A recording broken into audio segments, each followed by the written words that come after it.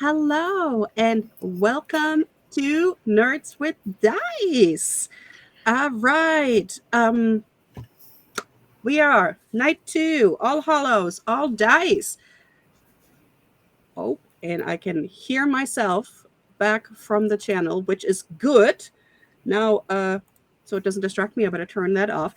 So, night 2, all hollows, all dice, which is 13 nights of tales and dice and 2 nights of togetherness.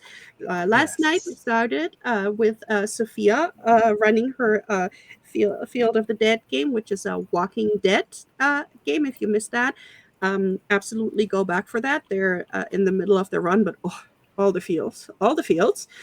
Tonight we are playing Cryptid Creeks. We are doing the traditionalist curse tonight.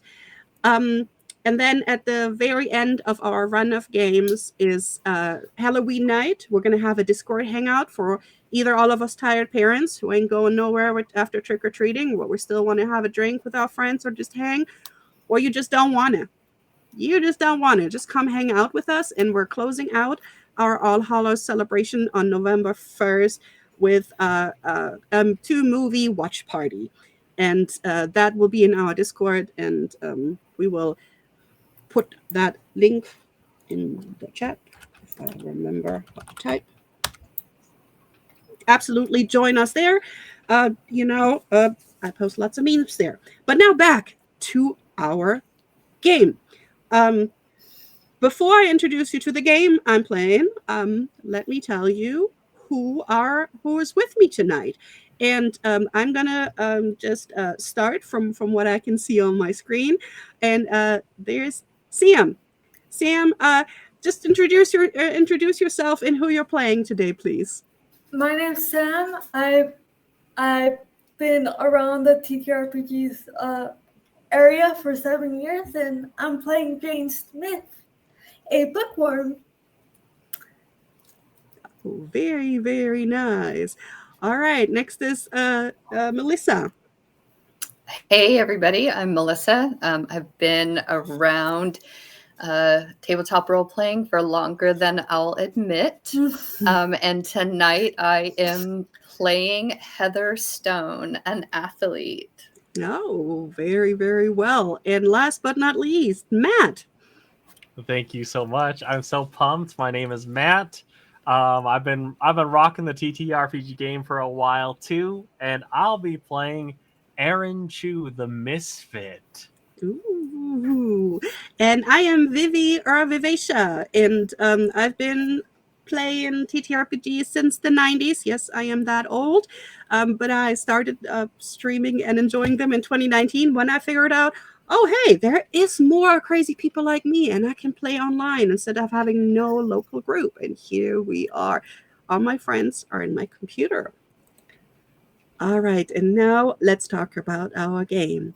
Cryptic Creek is a TTRPG. No shit, right?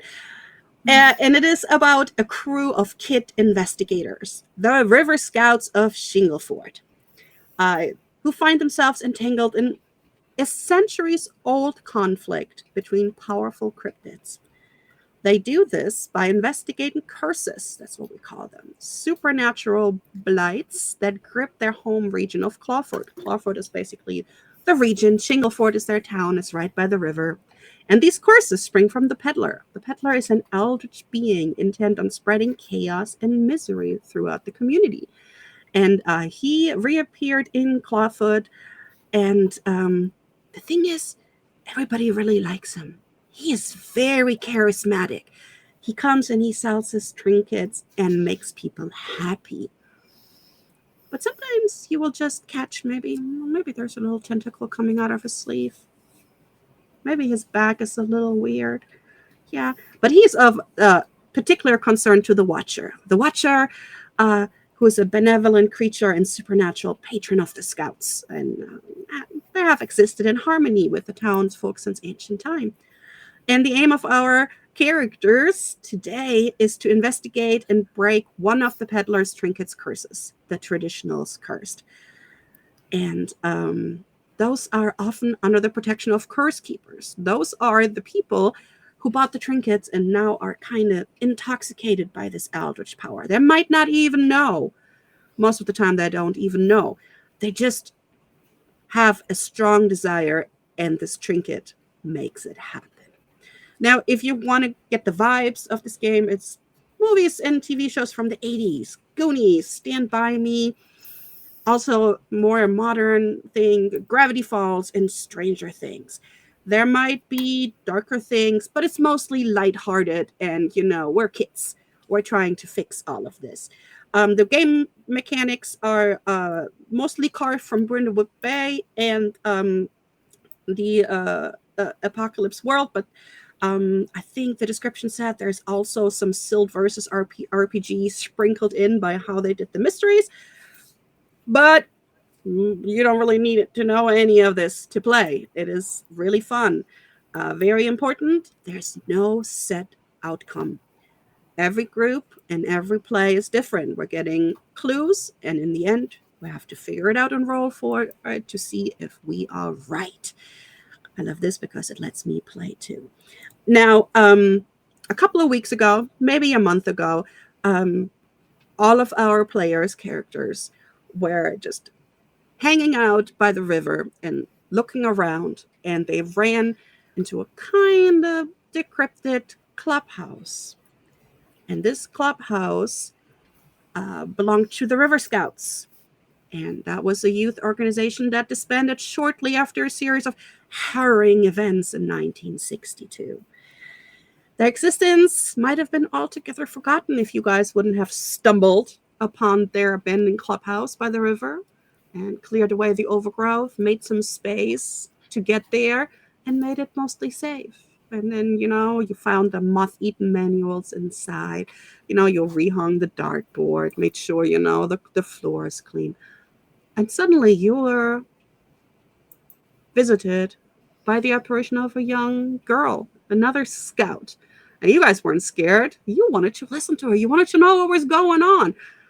Especially Aaron, the misfit, who always listened to Hilda, the one townsfolk who's still here, who used to be a scout. And Hilda had the craziest stories, and Aaron loved those kind of supernatural, crazy stories. So yeah, you got that right. As more and more ghosts appear and are weird. so excited that you guys are listening, you're not running away, they kind of push you into reading aloud the River Scout pledge and join the River Scouts and protect Clawfoot as they have in the 60s.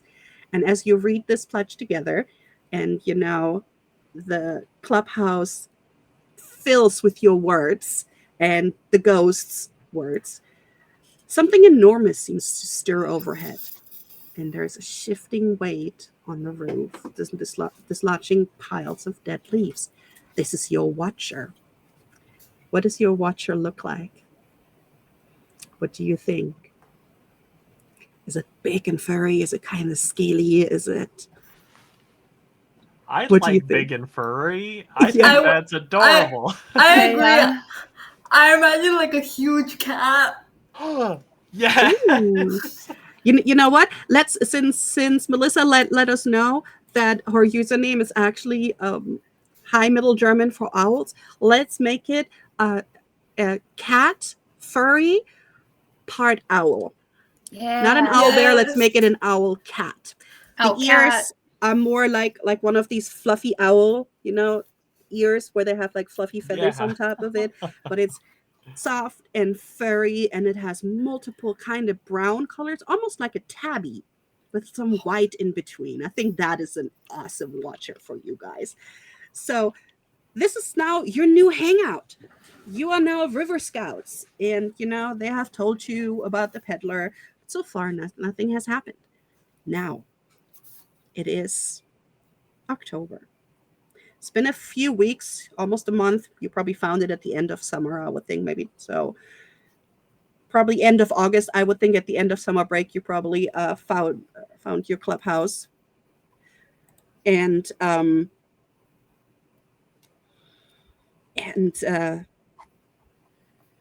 lost my train of thought. Now it is October, which is your favorite month because Halloween is almost here. And your school the elementary school in Shingleford, has a day where all of the classes play good natured tricks on each other. Even the teachers get in on it. It's your favorite day. Your principal, she does not really like it. No, she is a little bit more traditional. Mrs. Isbad, or Principal Isbad, she kind of, likes everything orderly. She is, you know, close to retirement, and she doesn't really like it, but you know what? It is tradition.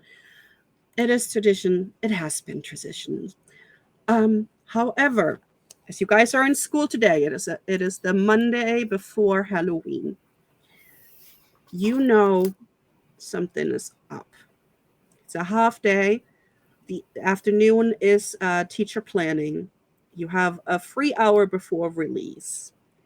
But something feels different today. Like the wind has shifted. Like almost like it does before a storm on the river. But in your free hour before, it is release time and you guys get on the school bus, let's see where your scouts are. You're probably in your favorite place in the school. This time, let's go backwards and let's see, Matt, if our little camera would fly over the school, the elementary school Yes. of Shingleford, and kind of through this kind of old timey old building, renovated countless times, painted in multiple horrible pastel colors that are color coded, because Principal Isbat loves that, because first graders get a color, second graders get a color.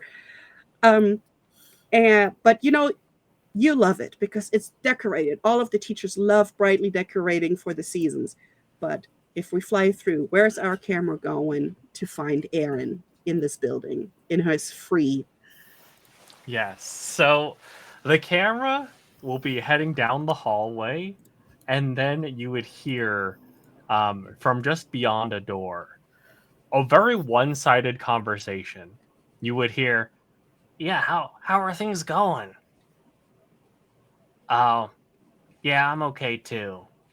But if you follow that voice, you find yourself going into the bathroom, because Aaron's favorite place in the school is the bathroom.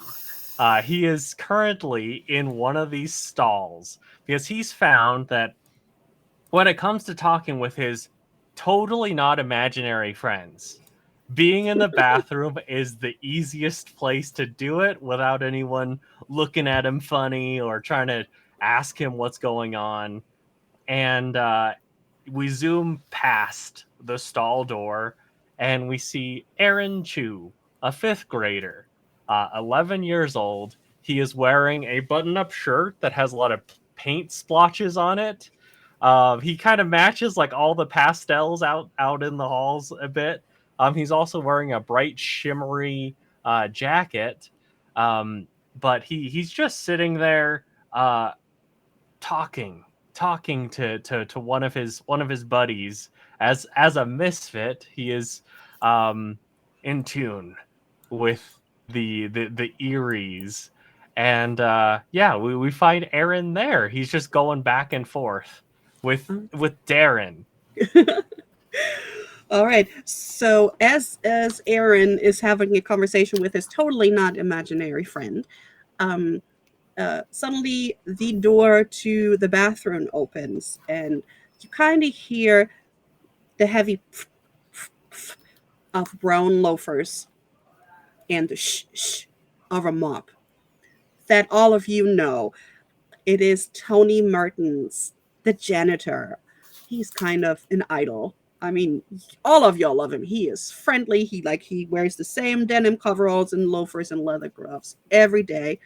The name tag that says, "Hello, my name is Tony," and once it goes kind of brownish on some point, uh, the school nurse, Miss Fisher, will print him a new one. The thing is, none of you students have ever seen Mr. Tony outside of school. You have never seen him outside of school, so that's why to you guys he's a legend. It's like, does he live here? You don't you don't know. You don't know. You have never seen him at the grocery store, not at the town library. You have never seen him anywhere before. And he just comes in, swish, swish, swish, swish, stops. Oh, hi, Aaron. Say hi to your friend. I'll be back in 5 minutes. And you hear the little thing clutter, and he drags it out. He has probably seen Aaron talk to somebody that he Yeah. has not seen, or they're in the stall that he really doesn't. He is the nicest man. He is just Yeah. he's like, I don't want to interrupt you. But yeah, that was Mr. Tony. Thanks, Now, Tony. from there on out, the camera flies back into the hallways, and it is trying to find Heather. Where will we find Heather? Well, if you're looking for Heather, Heather is outside. She is, as the camera leaves the bathroom, you see a girl, and she's the same thing, 5th grade. She's kind of that skinny but athletic that little kids look like. She's got her blonde hair back and a baseball hat on. And she's only blonde because she spent so much time outside in the summer, swimming and playing soccer and just generally running around, that it's just now really starting to go back to being that sort of like muddy blonde brown color, but there's still just a hint of summer left in her hair. And Heather Marie, I love track. And so I have been out here using my free hour to practice both of my sprints and my long running, because once we get to junior high, I'm so excited to try out for cross country and track and field. I don't 100% know which one I want yet. My brother calls me a jock, but I'm not a jock. I just like running, and I'm good at it. And I'm going to go back and keep stretching on the bench and wait for the bell to finally ring. All right. So, close to you is actually one of the substitutes teacher, Mr. Willoughby. Mr. Willoughby fills in for pretty much anything and everything, even though, most of this is not really his subject. He wears one of these poorly buttoned floral shirts, like he just didn't really pay attention buttoning it this morning. Some khaki cargo shorts, even though it is starting to get a little cool for that, and sneakers that definitely need to be replaced. Total dad bod, and a big handlebar mustache. And he just walks and starts calling out, all right, it's almost time for y'all to head to the school buses. Remember, it's early release today. And then he almost trips over something in his way because he absolutely was not paying attention. What do you think? What kind of equipment did he stumble over? Oh, Mr. Willoughby, he is never looking where he is walking. So he has stumbled over some of the jump ropes that we have out for kids who, jumping rope is super fun. And so they've just been like flung over the benches. It's hard to keep track of so much equipment. And if our gym teacher isn't here and it's just the sub, even if it's Mr. Willoughby, the equipment gets all over the place. So it's definitely the jump ropes. Yeah. So he tangles those, around his sneakers. One of them kind of slips off the heel, and he's just like, Mr. Willoughby, be careful. Yeah. Did not want. We should not. Yes, insurance. Okay. And as he kind of tries to untangle the bright, red jump rope handles from around his sneakers, the camera flies back into the hallways, and it is trying to find Jane. Now, where in the school do we find Jane? you would find Jane in a little nook in a corner of the library where nobody is. And she has a stack of books, and she's like huddled over and slowly reading each page, trying not to fold it, trying to take care of the book, not making sure it's not bent in any way. And she's just quietly sitting there with her wheelchair, and she's wearing kind of like a bohemian wear, maybe a shirt and some jeans and a little necklace with her braids and big round glasses, and she's just sitting there, and it's push forward her glasses, and every time she tries to push them back.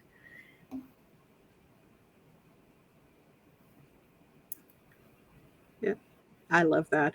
And as Jane is sitting there and reading her books, she hears, you know, uh, the school librarian, Mrs. Donsing. Mrs. Donsing wears a brightly colored floral dress.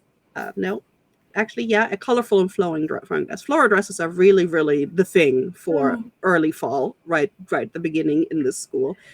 She got her hair tied up in a bun. It's thick and curly, and it keeps trying to escape. And sometimes Jane has noticed some of the pins just ping out and end somewhere up in the library, and she never really notices because it needs so many of them to keep the hair where it's supposed to be. She wears some flats, and she always smiles, and her smile is full of warmth. She loves books. She loves books. But today, you see her in the library.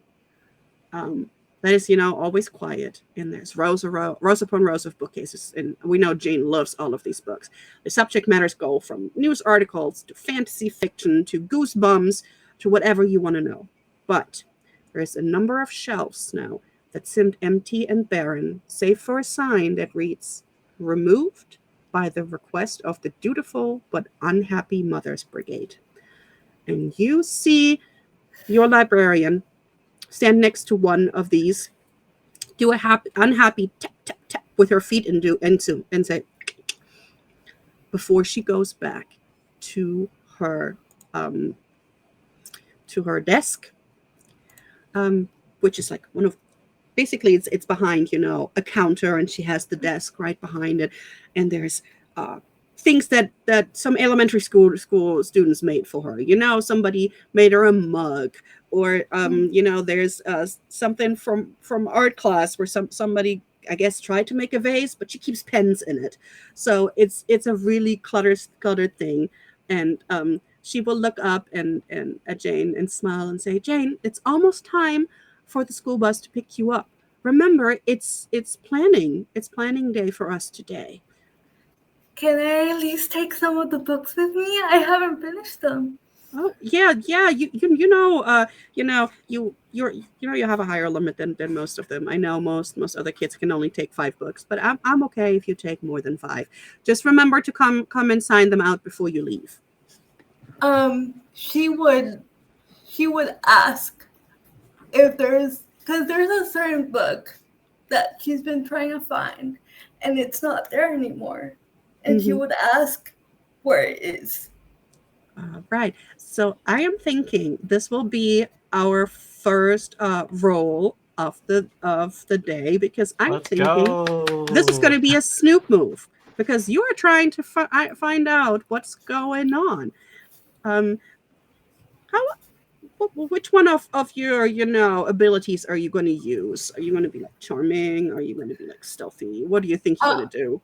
I'm gonna be charming, because I'm pretty sure her and the librarian are like best friends. She's there every second of every day. All right. So that means you're probably you're gonna be using your smooth. Mm-hmm. All right. So you're gonna be rolling your 2d6, Okay. but you are your librarian's favorite person. You're her favorite student. You have extra privileges. So you have an advantage here. So that means you're going to roll 3d6 and you're going to be picking the 2 highest. But first, tell me, what is Jane afraid of will happen if she fails to be Snoopy here? She's afraid that if she fails, her favorite person that is an adult is gonna be mad at her. All right. Now, go ahead and give us our first roll. Okay. 3d6. 3d6 and give me the highest. 2. A 6 and a 3 is the highest. All right, that is a 9, and then add your ability to it. So -1. so that is an 8. Now, if we're looking at this, that is a 7 to 9. That means you succeed. However, there's a complication. So, as you come and you talk to your very favorite teacher, your very favorite librarian, Miss Dancing, and you tell her about this book that you've been looking for, but it's not here. How is it not here? And she will actually think first, lean over a little bit, and then say, well, there's some people who don't think certain books are appropriate for your age group. And until the school board can decide, I had to put them away. The complication is that as she does this and you are about to answer her, you realize that the vice principal, Mr. Mannings, has walked in and has overheard, Miss Dancing sharing this with you. Now, he stands right there in his corduroy pants and his light blue button-down shirt. His hair is all slicked back with far too much gel. He's a suck-up. Mm-hmm. He tries to really be in a position to take over for Principal Isbad. So, as the librarian tells you this, you both realize he's right there, and you look at him. What do you answer the teacher? She would say, "Oh, that's too bad that we couldn't talk more about my favorite book." And Mr. Manning, he's like, "Oh, I heard a noise. Does that mean we had a donation? If that means we had a donation, then I get to give you guys a clue. Let me go and check out our clue list to give you a random clue, because this is what we're going to do every time. Let's go. One of Yay, our thank friends you for the donation. Thank you. donates to Roll for Wishes today. I will give my friends here a clue that they can add. All right, let's pick a random clue. All right. So, you actually see that Mr. Manning is holding something in his hands. And he is so focused on not being happy with the librarian that you are able to see what he's holding in his hands. And he actually holds a stack of student complaints against the new rules that Principal, Isbad has been trying to put in. She's very traditional. So, discarded stack of student complaint against the principal for strict rules. This is your first clue. I wrote it down. Very good. So, now that you guys are ready, and it's time to go home, and the school buses are coming. The thing is, you guys are not going to go home yet. You guys have planned a picnic at the clubhouse. So the camera and the time is going to spin forward a little, and as we see you guys again, you are actually at your clubhouse with your watcher. And as you sit there and you're eating your sandwiches or whatever you brought for lunch, because your parents are probably at work, uh, you know, you're like, all right. And then the watcher, you hear your watcher shifting on the top, and the head upside down is on the front window, and you see the ears, the fluffy, feathery ears, and the big eyes. And your watcher says, "My intrepid scouts, the Eries have come with saddening news. Someone entrusted to fill your school with light, happiness, and learning has been handed a trinket. Her name is Miss Shirley Isbat, the principal of Shingleford Elementary. Already rooted in her old and ineffective ways, the trinket feeds on this stubbornness and emboldens her with even more ambition and determination than usual. Beyond imbuing her with some of its eldritch powers, the trinket also causes those exposed to it to agree with any of her ideas." Now, all of y'all are familiar with Miss Isbad. And which one of you think would have been on the school student council last year? Oh, Probably. I heard that noise again. I got to give y'all another clue already. All right. Yeah. All right. Thank Yay, you. let's go. Thank you. Thank All you. right. Right. I don't know if We'll this leave will it in. show. Which one of you three would have been on the student council last year? Go for it, Sam. I wanted to do it, but then there was practice, and I realized that I wanted. You to can practice. do it. No, I needed to run. I need to practice my long distance running. I am thinking Janet would also have had, the use of the library and, extra copies from her favorite librarian, that she was able to get on the student council. So last year on the student council, Jane, you actually had encounters with the principal. You successfully stood up with the student council to oppose her attempt at overturning a ruling that protected a student right. What was it? And how did you convince the school board to keep the ruling? So she tried to overturn a ruling that you guys made for student rights. What right was that? What rule was it? I would say either something to do with hair color or clothing.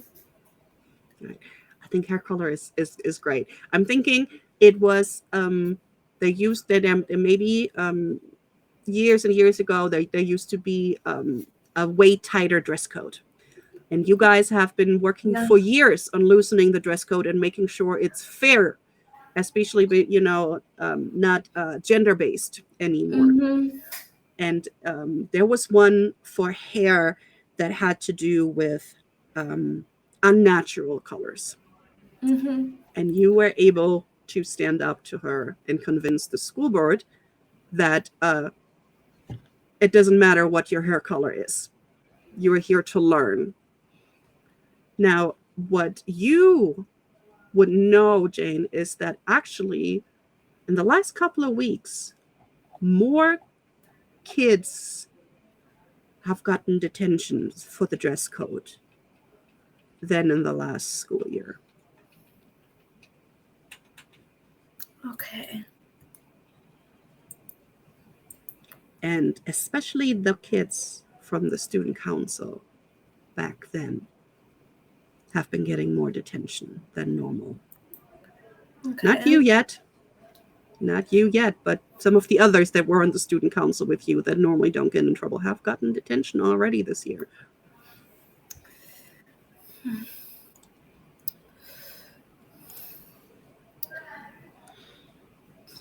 Okay. We already have 2 clues. All right. So, as you know, you share that with the others. The Watcher said, Miss Isbad is very stubborn and set in her ways. She won't be convinced, no matter how hard you may try. Her skills in managing the administrative duties of public education has prevented the school board from removing her. But that must change if the young minds of Clawfoot are to remain safe. Be careful not to fall under the sway of this trinket. Who know what Shirley could try and convince you to do?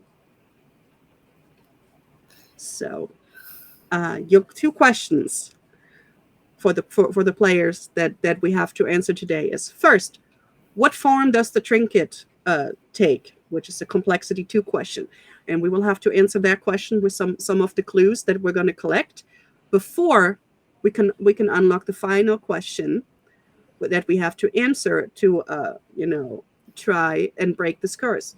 How can we convince the school board to remove Shirley Isbad, which is a complexity 6 question. So these are our 2 questions that our players will have to mechanically, in the game, find an answer to. So let's say, since Heather was also trying to run for student council, what does Heather think one of the rules that Miss Isbad would love to impose on the student body would be? Something that she would love to bring back from the olden days. I think Principal Isbad is trying to bring back making sure that kids get detention if they're not doing their homework on time. Oh. So instead of having some flexibilities, I think she wants to make sure that we actually get detention for not doing our homework. Oh, well, that is a horrible, horrible thing to do. Now, and if Aaron is thinking, what does he think that the principal, something that Aaron might have already gotten detention for, gotten in trouble for before, what do you think Miss Isbad would make even harsher punishment for? I think that Aaron has probably gotten in trouble for talking a bit too much. And I mean, in class, if it's an interruption, I get it. But if it's during recess, I don't think that's that big of a problem. There's no one else in the bathroom at that time anyway, so I should be able to talk. Yeah, freedom of speech under attack. Yeah. Oh no. Mm-hmm. Also, Darren's in the bathroom with you, right, Aaron? Yeah. I mean, You're not alone. Yeah. Ish. Yes. Mm-hmm. They just don't understand. They will never understand. All right. So, and as the Watcher gives you guys, your new mission, sometimes from the corner of your eyes, you do see some of the Eries, like playing outside. The Eries are like little mischievous cryptids. They are neither on the side, they're not really on the side of the peddler. They do like the Watcher because the Watcher is nice and soft and cuddly, and they don't, they can take naps on them. So they will bring information to the Watcher, which is, how the Watcher gets a lot of their information. However, you also got to be careful. Sometimes the cryptids will be mischievous and, might get you in trouble if you're right next to them when they are doing mischief. And the adults then think you did it.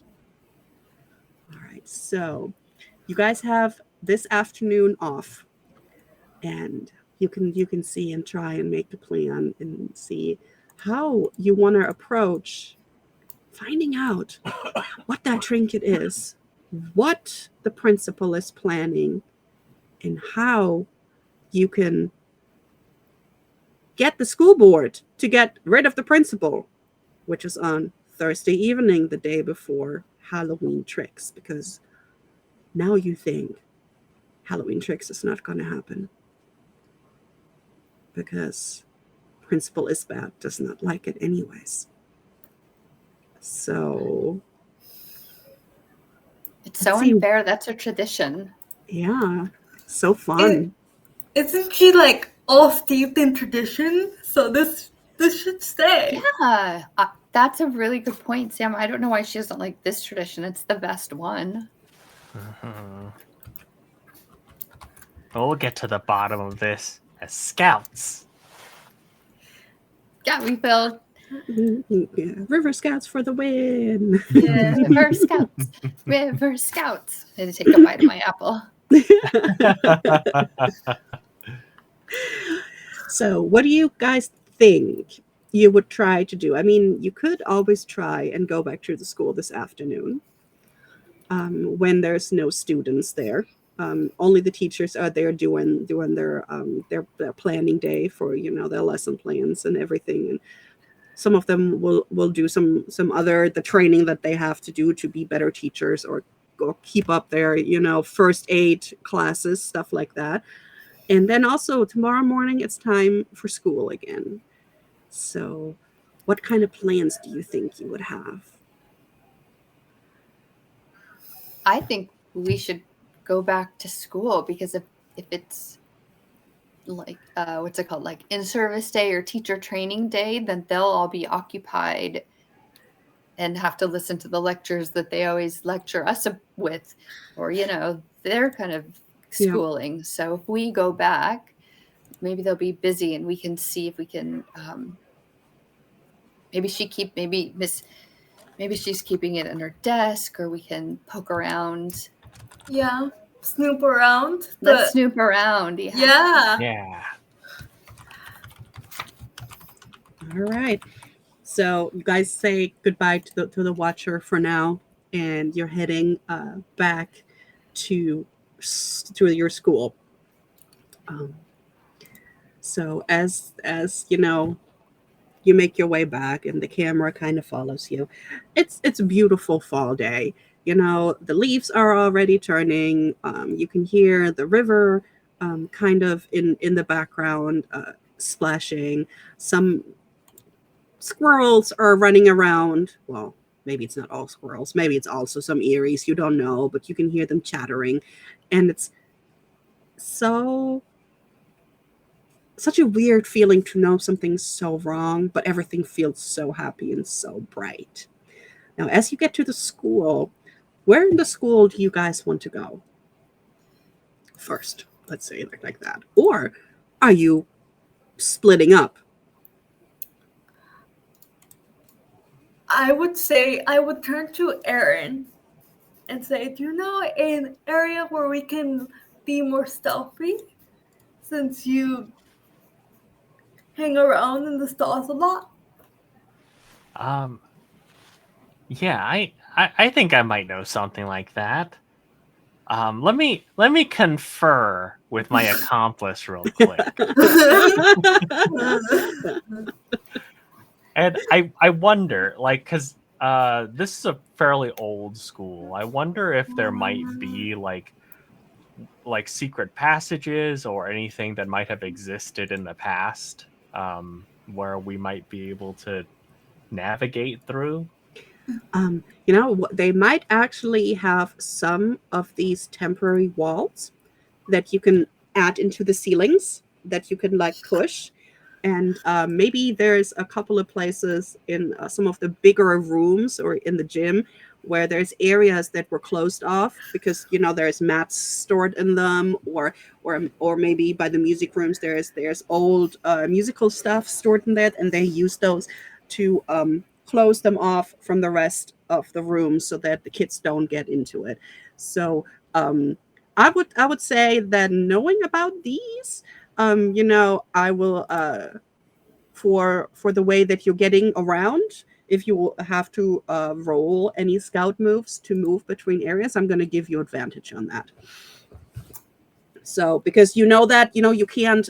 It's not like they're not everywhere, but you can duck into them to get to different places, different storage, and maybe even doors that you can get out of that Yeah. so that you have an easier way to go around the school not being caught.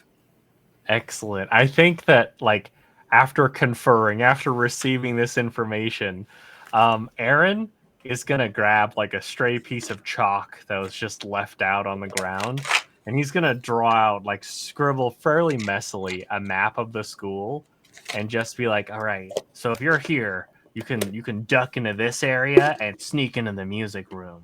If you're over here, you might be able to duck down and slip into the gymnasium. But just be careful. This floor right here is a little wobbly, and so it makes a lot of noise. But I think we'll be able to sneak around like this." Okay, that sounds like a good idea. Wait, I was making notes. What floor is wobbly and squeaky? The one by the gym in the corner. By the gym in the corner, okay. So which area of the school do you guys want to explore first or look for clues first? Where do you think you're going to find clues about? The teacher's lounge? Yeah. Nice. But wouldn't all the teachers be in the teacher's lounge? They shouldn't be lounging around. They should be learning stuff. True. Maybe. Yeah. They should be in their classrooms or, together in different classrooms. The teacher lounge is basically their break room. So we could try. Yeah. So let's see if you encounter somebody. Ooh. All right. So I rolled a 6. So as you guys are trying to make your way to the teacher's lounge, you are kind of out in the open as the door of the teacher's lounge opens. What I will have you guys do is we're going to roll a scout move. One of y'all will have to see how can you save all 3 of y'all from getting caught by whoever is coming out of the teacher's lounge. A scout move is basically when you do something risky or face something you fear.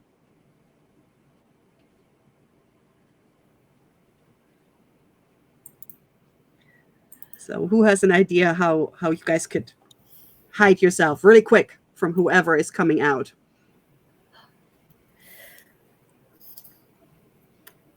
Are the lockers? Are there lockers? I guess is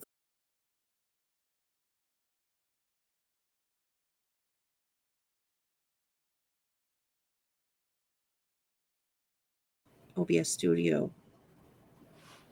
Oh no.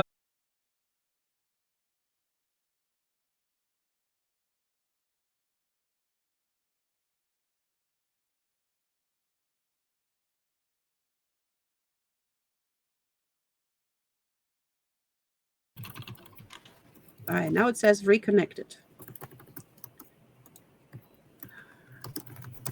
OBS, please stop doing this to us. We're having so much fun. Yeah. Just every time I reload the page, it shows me another ad. Mm-hmm.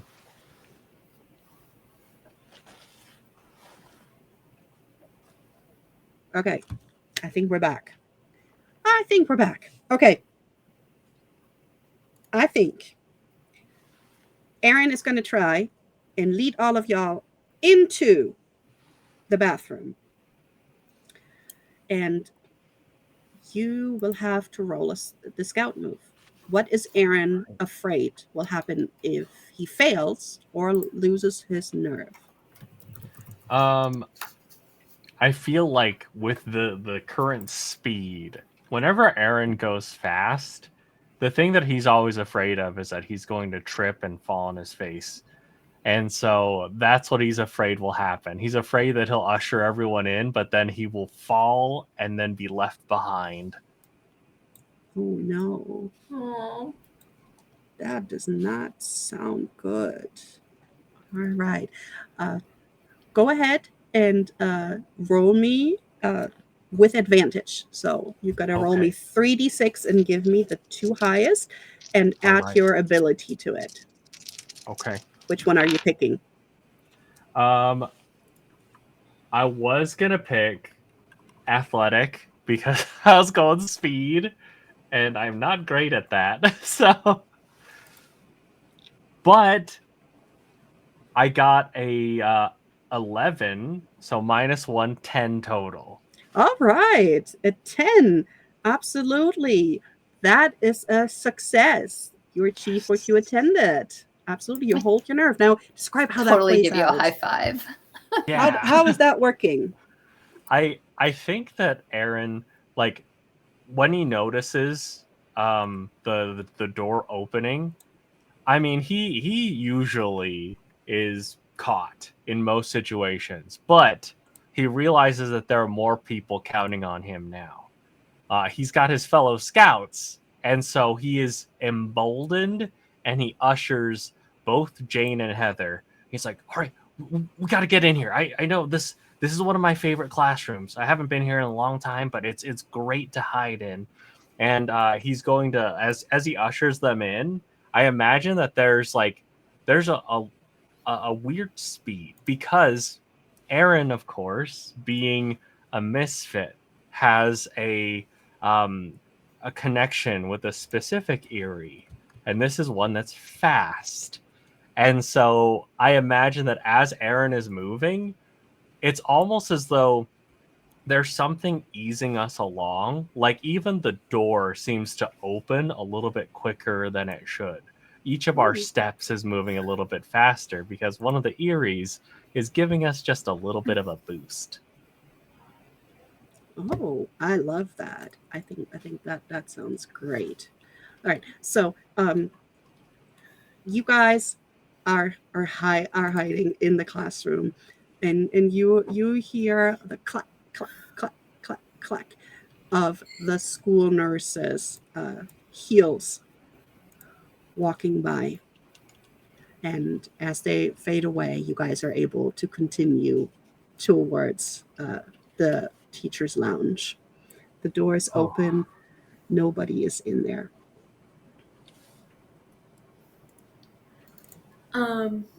Let's look for clues before they come back. Yeah. Also, look how big their refrigerator is. I know, it's unfair, man. All right. So as you Okay. guys look into the teacher's lounge, there's like clean tile on the floor.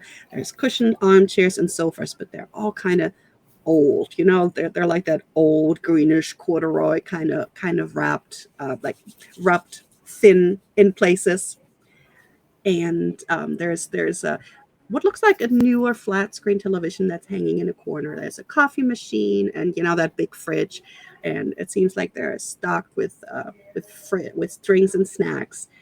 And there's a union regulated inventory sheet that hangs on the wall, teacher union.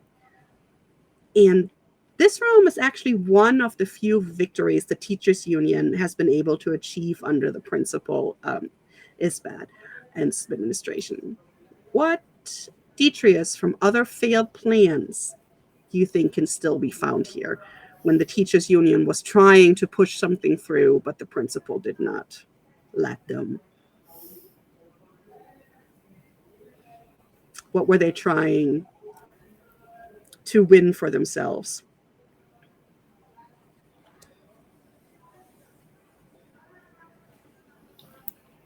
I think that maybe the teachers wanted, like, instead of having to do training half days, they wanted to do like teacher fun days.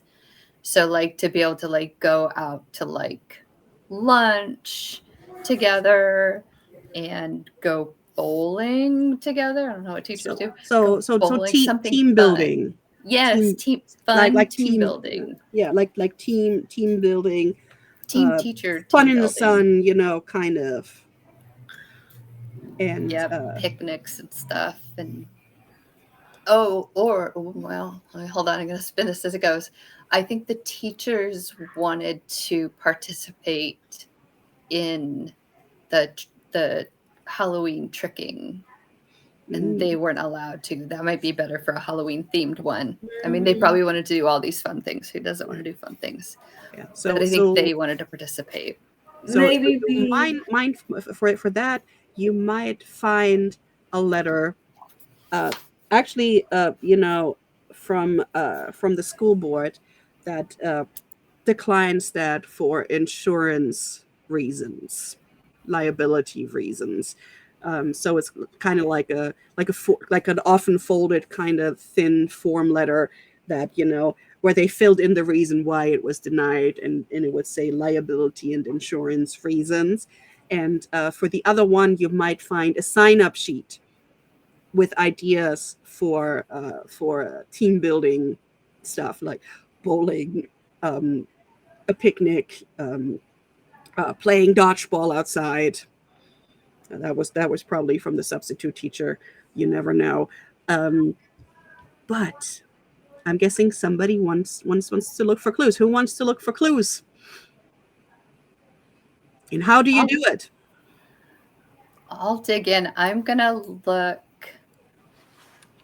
Let's see. Are there any like if there's like letters for the like the insurance denials? Mm-hmm. Then I'm gonna look through the piles of paper that are kind of that are there to see if there's anything else that specifically the principal has like naysayed. All right. So that sounds like you're going to roll this the smooth move, the snoop move with smarts, as you're trying to figure out what is important, right? Or are you trying to, I don't know, trying to figure out it in another way? Yeah, I think I'm looking to see like what else she's put like the kibosh on, like what she's really like, where the teachers are people too, and like so it's fun to see that they want to have fun, and I want to see what else she's been trying to like tighten down, like the fun stuff. All right. So go ahead and roll that for us. No, I am not super smart. No, I shouldn't have offered to look. Didn't anybody need anything to lift up or something? A 7. A 7. A 7 is a success, but so as you go through the paperwork, you actually find a grade report, like an overview, kind of like what schools have to give to the state to show where they are on the grade curve. And you're looking at it, and it actually looks like student grades have steadily been declining just a little bit every year since Miss Isbeth took over.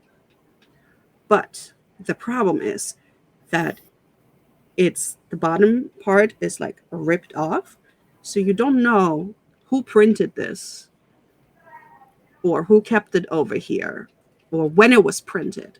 You can just see, the last year is also on there, but you don't know who was looking into this and why. But you did find records that since she took over, student grades have been declining.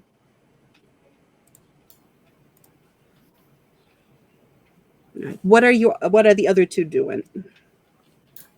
I think Jane is looking for letters to the principal, complaints about the principal, anything that the teachers are complaining about the principal, any clues about that. All right. What are you going to use to do the snoop move with? What are you going to do? I think she would use either her smart to try and figure out which one is like a vital clue, which one is for sure a clue about that. All right. So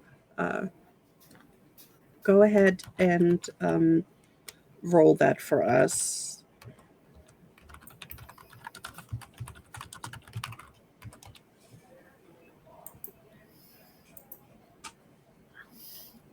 A 7. A 7. A 7 is a success, but describe to me how Jane goes about doing this. She's kind of wheeling around, and any paper that was unchecked by Heather, she's kind of lifting it up and reading it, and lifting it up and reading it, and looking for any corners that a paper might have dropped or something that we might have missed. All right. So I'm thinking while she's looking. Oh, Sam, refresh your captions for me real quick. Okay. While I am figuring out what clue you're finding. You are finding a notebook. A notebook by a teacher that actually had resigned over the summer. They did not come back. They went to a different school, and it has, a whole bunch of boring stuff in it.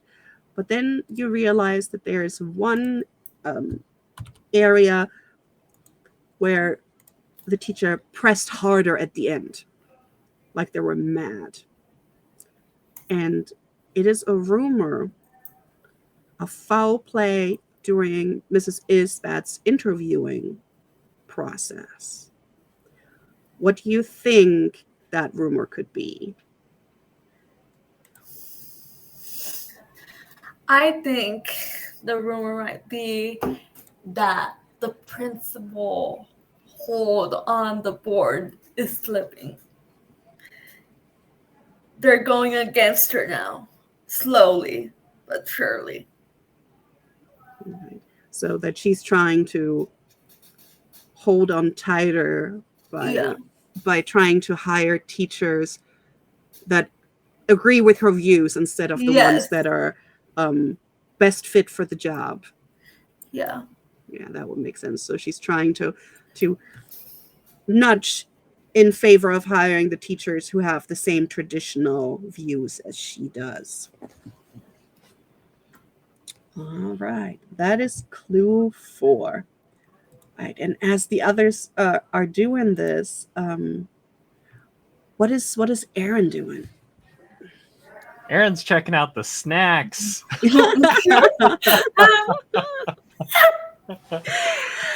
There is water. There is the we're not gonna say the brand, the vegetable juice energy drinks. There is probably off-brand peanut butter crackers and those yucky cheese crackers with the cheese in the middle, and protein bars. The older ones that taste like cardboard.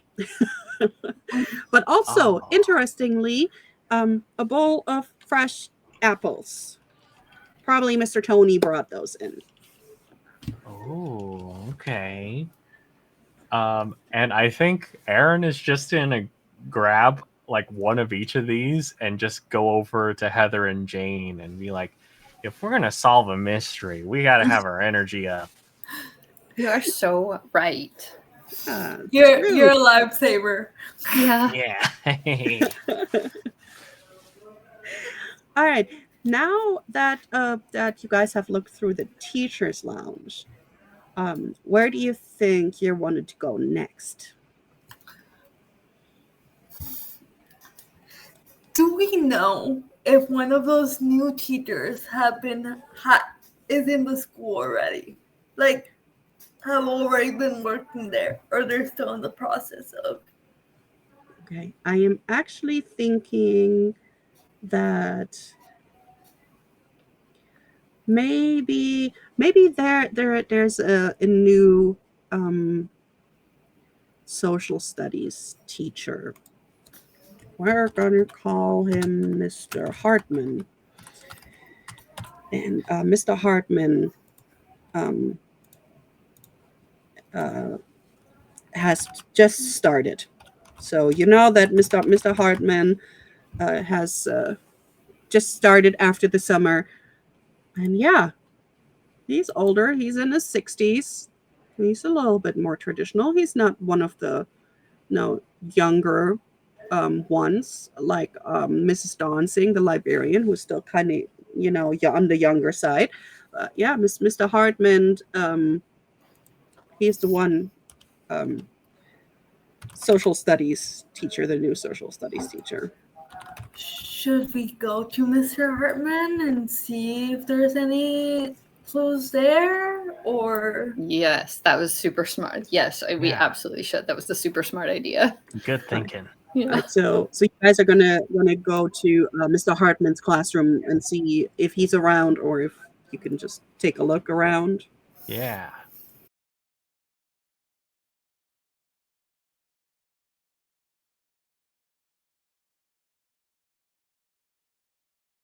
I'm gonna there. Oh no. It says reconnection successful. It's like OBS is killing me today. At least it was a cliffhanger moment, I guess. I know. I know. It's like OBS, stop it. don't I even know. think we're back. All right. Are we back?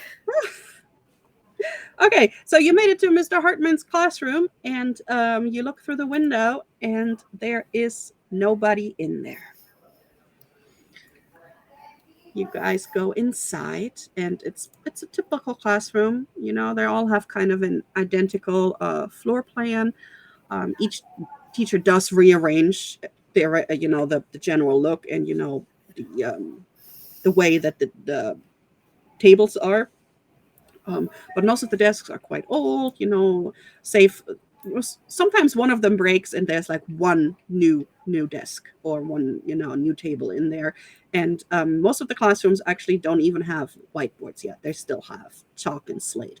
And Mr. Hartman has set his classroom up very traditionally with all the students in rows facing towards the chalkboard, not like some of the others who have like set up group tables or set them up in a U so everybody can see each other. No, his is set up in a very traditional way with his desk in the front and all of the desks facing towards the chalkboard. It's also not decorated for the season. It has the typical posters up, but they're all academic. He's so boring. Oh. I'm falling asleep just entering the classroom, guys. Like, it's not great. Where should we start? Maybe his desk. Yeah.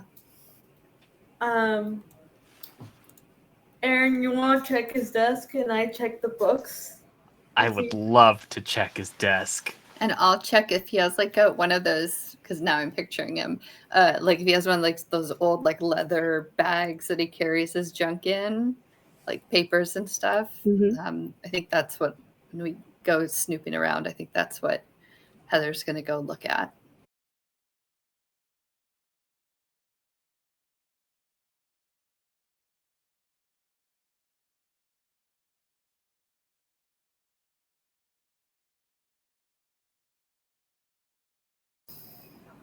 Has anybody else donated or? I have not heard the bing, bing, bing, bing sound. All right. Are we back? I think so. I see us.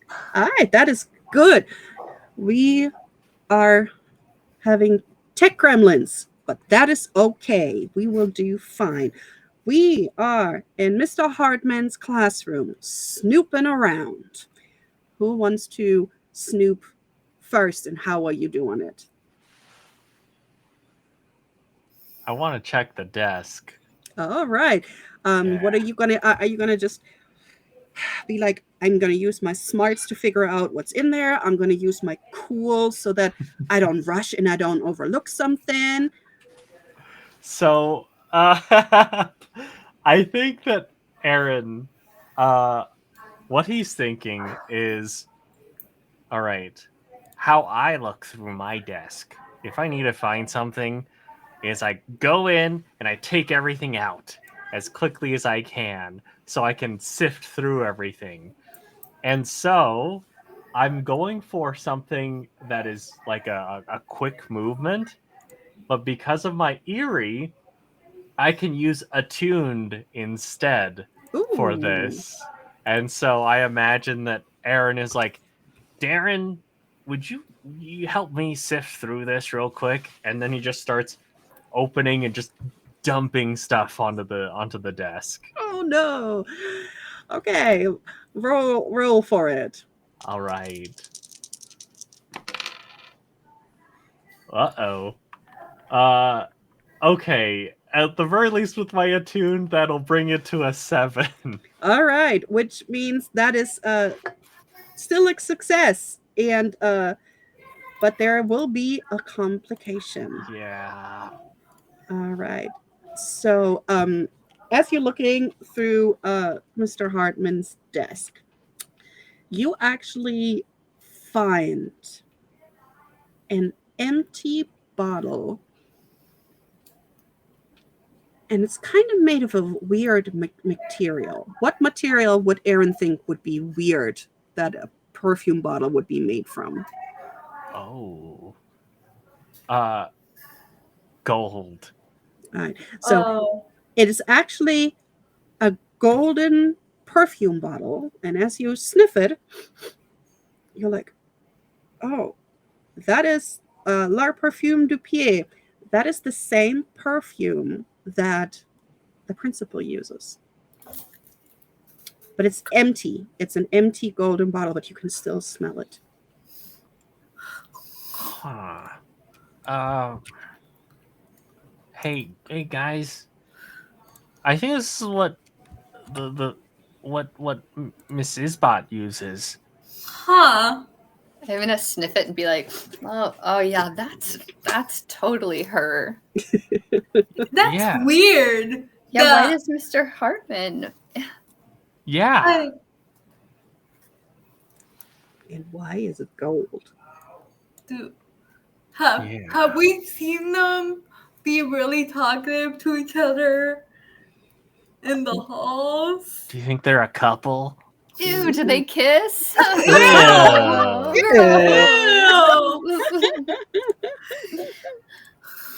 Oh, yuck. That is funny. That's gonna be my nightmares later. Thanks. I know. Yeah.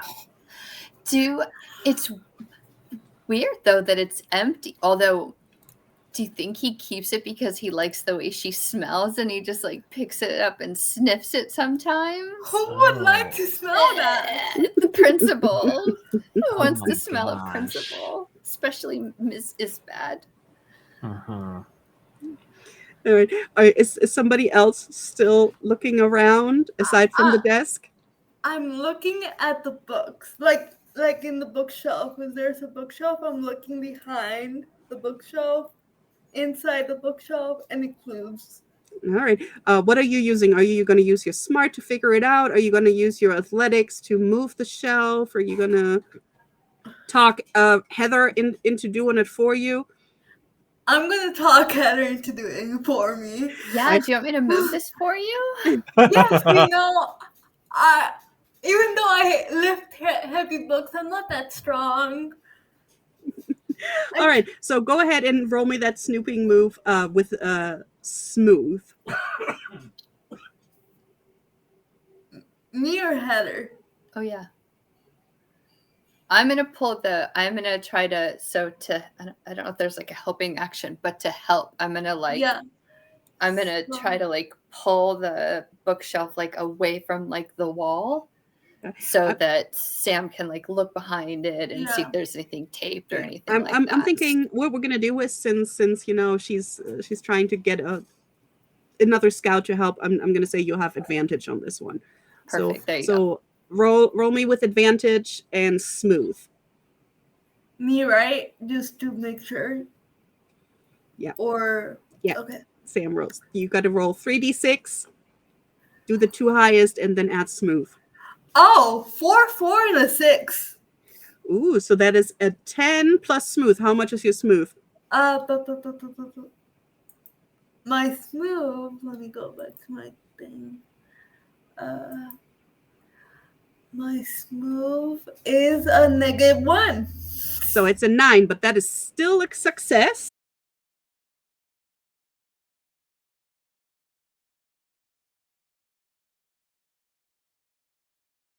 Nuts. And we're back. Oh, yes. You're not even red. Stop dropping. We're back. We should be back, though. So. Sorry, guys. The tech gremlins really got us today. They really got us. So, it is spooky season. It is spooky season. I know. The ghost of Twitch is like, OBS is like, you're not gonna stream.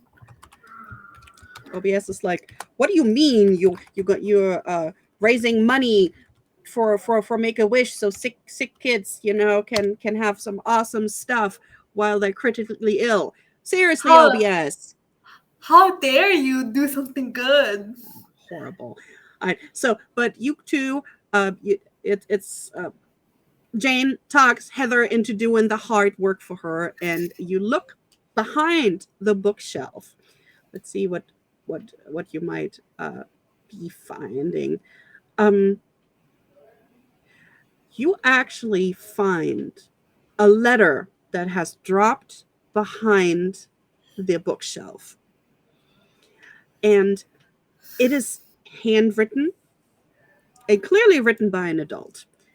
And it's a furiously penned letter. It's from a parent of one of the students in the social sciences class, stating that Miss Isban has caused their child to break down sobbing profusely after a particularly cruel chastising, and asking Mr. Hartman, since it was his class when it happened, to that they expected Mr. Hartman to protect their child and make sure that this would not be too bad.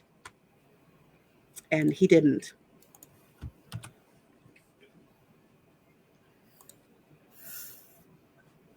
I hold up the letter. Guys, look! And I'll tell them what the letter said. Jane, can you read it back to me? Well, like I'm shouldering the bookcase back into place so it doesn't look like we were there. So she's gonna say, supposedly when the principal was here, she got after a student, and it was so bad that the student cried, and the new teacher didn't do anything to protect the student, and the parent is asking him to protect their child since it's their duty. Oh my gosh. Why is she so mean? Maybe it's that brooch or that thing she has. Maybe if we take it off, she's nicer. How are we gonna get it from her? But yeah, I mean, we know we're looking for a trinket. Uh-huh. And you have also found a golden bottle of her perfume. and she wears this perfume every day. Maybe we should see if the other teachers' desks have perfume bottles too. Who would be Or- on the principal side though? Because we saw in the Yeah. teachers' lounge that they were somewhere against her. We need to find somebody that's also on her side. Yeah. What about that, like, above the table looking at the locations? Like, what if we go to the front office and see if the admin staff, because they're kind of like, they like you and then they don't like you and then they like you, but if you're late they don't like you, and then if you have a note they do like you. I mean, they're all over the place all the time.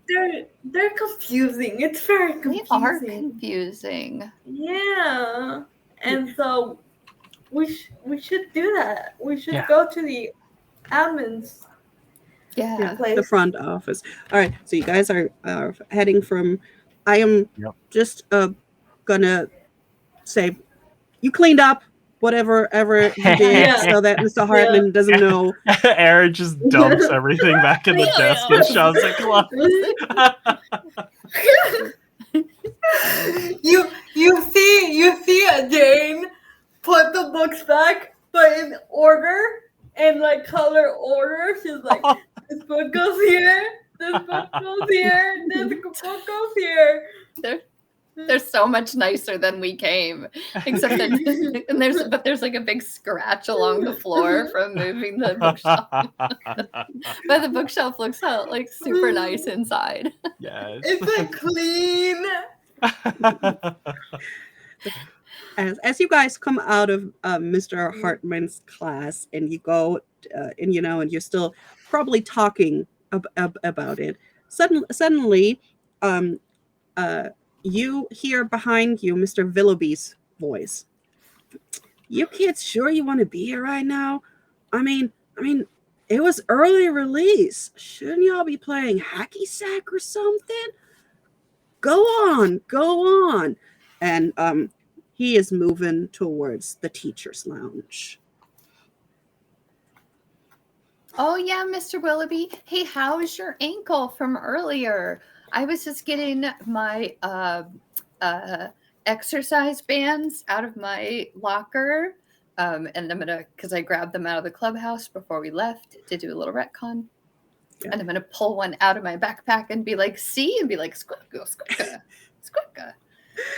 And I hope you feel better. Watch your step. Yeah, Mr. Willoughby is just like, fussing with his mustache. Yeah, my ankle is good, kid. Yeah, it's all right. You guys get what you need and get out of here. It's boring here. Go play. When I was younger, I would never go to school when there's no classes. And then, he kind of goes around the corner and y'all. Yeah. Does he pass by us at all? Yeah. I'm going to give a big sniff to see if I can smell any of her perfume on him. All right, go ahead and roll me a snoop move. Okay. Wait, I lost my piece of piece of paper. I am thinking this one, let's do that one with attunement. Okay. Because you're trying to kind of figure out the vibe, maybe if, she influenced him, Yeah. Okay. So with attunement is that like advantage, or is that? It's attuned. It's the very supernatural kind of how attuned you are to the supernatural. I forgot. That's great. -1.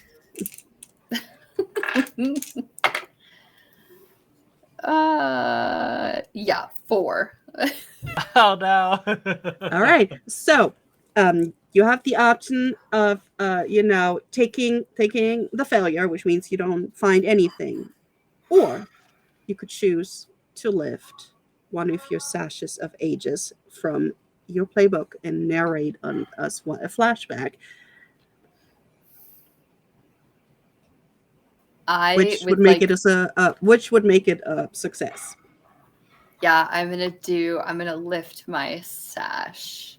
which is your scout sash. It's like basically all of y'all got an old scout sash from one of the ghosts in the clubhouse, and now try to think of a way. How would this ghost help you with this right now to make this a success? Okay. So I'm gonna lift my sash and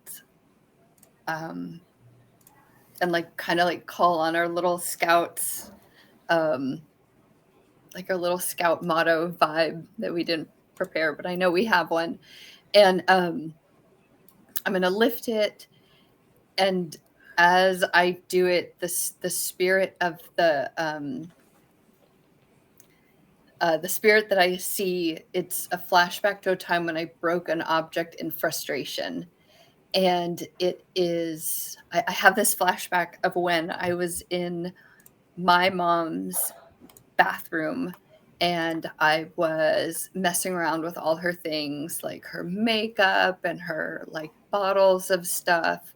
And not because I was like super interested, just because it was there. And I was trying to get open a bottle of perfume. And you know, and you know how they like have the squisher or the pumper like in the thing so they don't like actually unscrew. And I Yeah. was trying so hard and it wouldn't come out, but I didn't want to spray it because I knew my mom would be able to smell it. And so I was pushing so hard at it that it snapped the little top off and I lost the little top. So it was just that little tubey thing that sticks out of it. And as I'm remembering how frustrated I was, one of the Cryptid Creek spirits wafts forward out of the sash and like takes a big like, it kind of does like a U-turn. And so it like swoops around Mr. Willoughby and like brings that, if there's scent or the scent of Mr. Willoughby, which now I'm sorry I asked to smell, but the scent of Mr. Willoughby like back towards me to sniff. All right. That lifting your sash and having this flashback and this a ghost of one of your fellow scouts from the 60s wafts the smell of Mr. Willoughby to you. But I think this is a good time to take a break.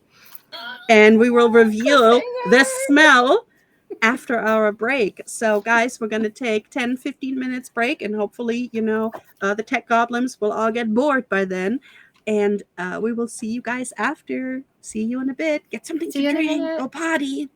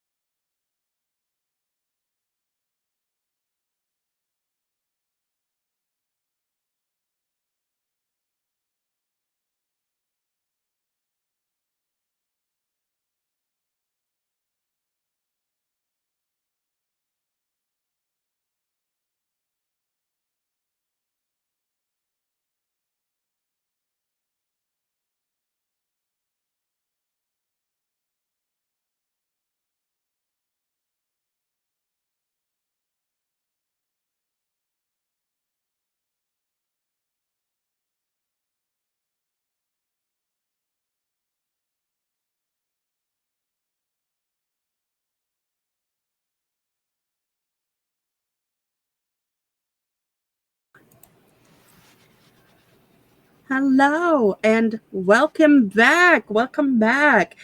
We have left off on Heather with the help of another ghost scout trying to take a big of Mr. Willoughby to figure out if he smelts like anything particular.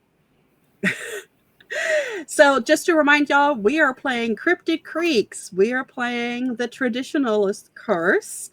And we are raising money for Roll for Wishes.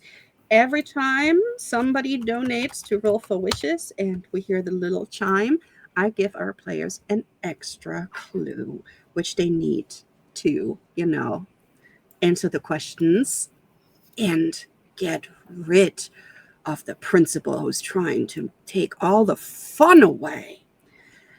Now, you take that big old, and that other, Ghost Scout is probably like whooshing all around Mr. Willoughby and like pushing the smell towards him. First you get a full nose of gym shoes. God, it's amazing. This is the best.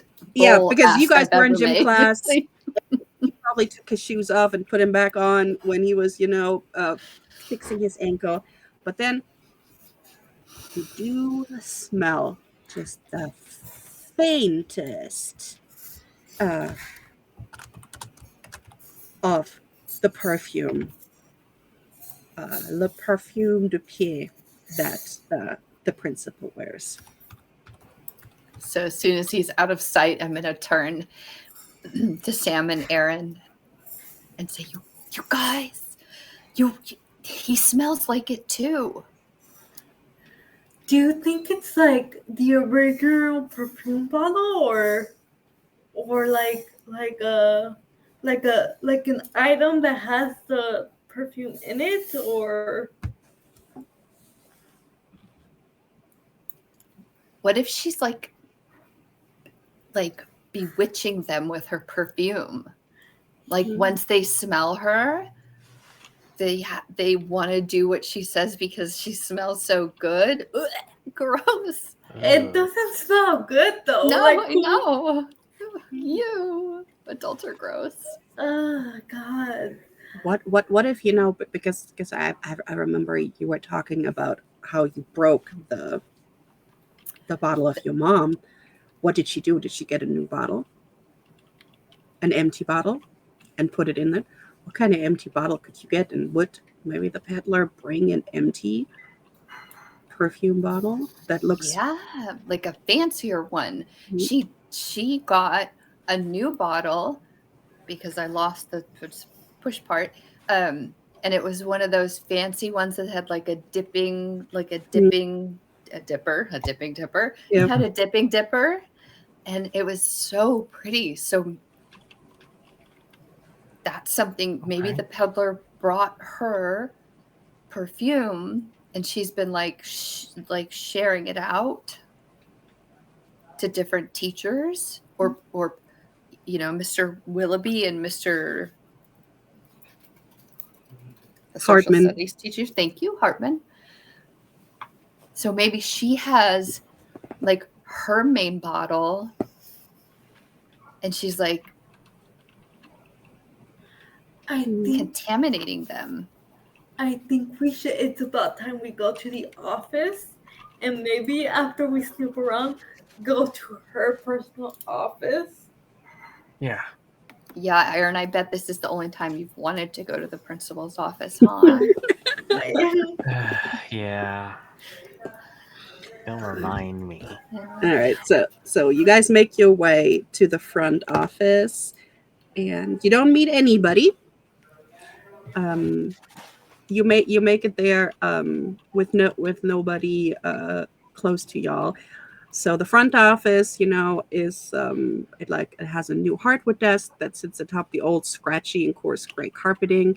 There's kind of like a small weathered like dual couch, like one of the old tiny ones that has been in this room for like generations. It's like where some of the parents will sit or the students will sit, and it's like it's rubbed thin. There's nothing corduroy left. It's just kind of shiny. And there is chipped and rusty green filing cabinets, labels all written out in like the same kind of scratchy handwriting that you realize belongs to Miss Jenna, who's been working here forever. Now, what about the room tells us that the only way something gets updated in the school is if it's falling apart? When there's like a brand, like maybe a note that is doing a request, or if it's already falling apart and a new one's in a box somewhere, Mm-hmm. they still haven't opened it. So yeah, maybe there's like a like a maintenance request Yeah. on stuff, and maybe in between all the old stuff, there's like one new thing, like completely out of place. Maybe like that. Can Jane or Heather or Erin, because I know this, we don't have a set time, like a set time frame where we're at. Can we bring out our phone and take pictures of that as proof? Absolutely. I would say either you can have like some Nokia phones with like pictures. I would think it's not smartphones, or No. you have some of the older digital cameras, that you would get that barely have any zoom, and they run on batteries, and they can take like 60 pictures or something. So I would take pictures of that as proof that there hasn't been any updates to the broken equipment. Okay. Right. And now that you're in here, and you know that, at the very end of the office, it's like there's the front office, then there's like space for like a copy machine, and the fax machine, and some extra um, uh, where the cabinets are, and then around the corner at the end, there's the door that goes into the principal's office. You cannot go into the principal's office straight from the hallway.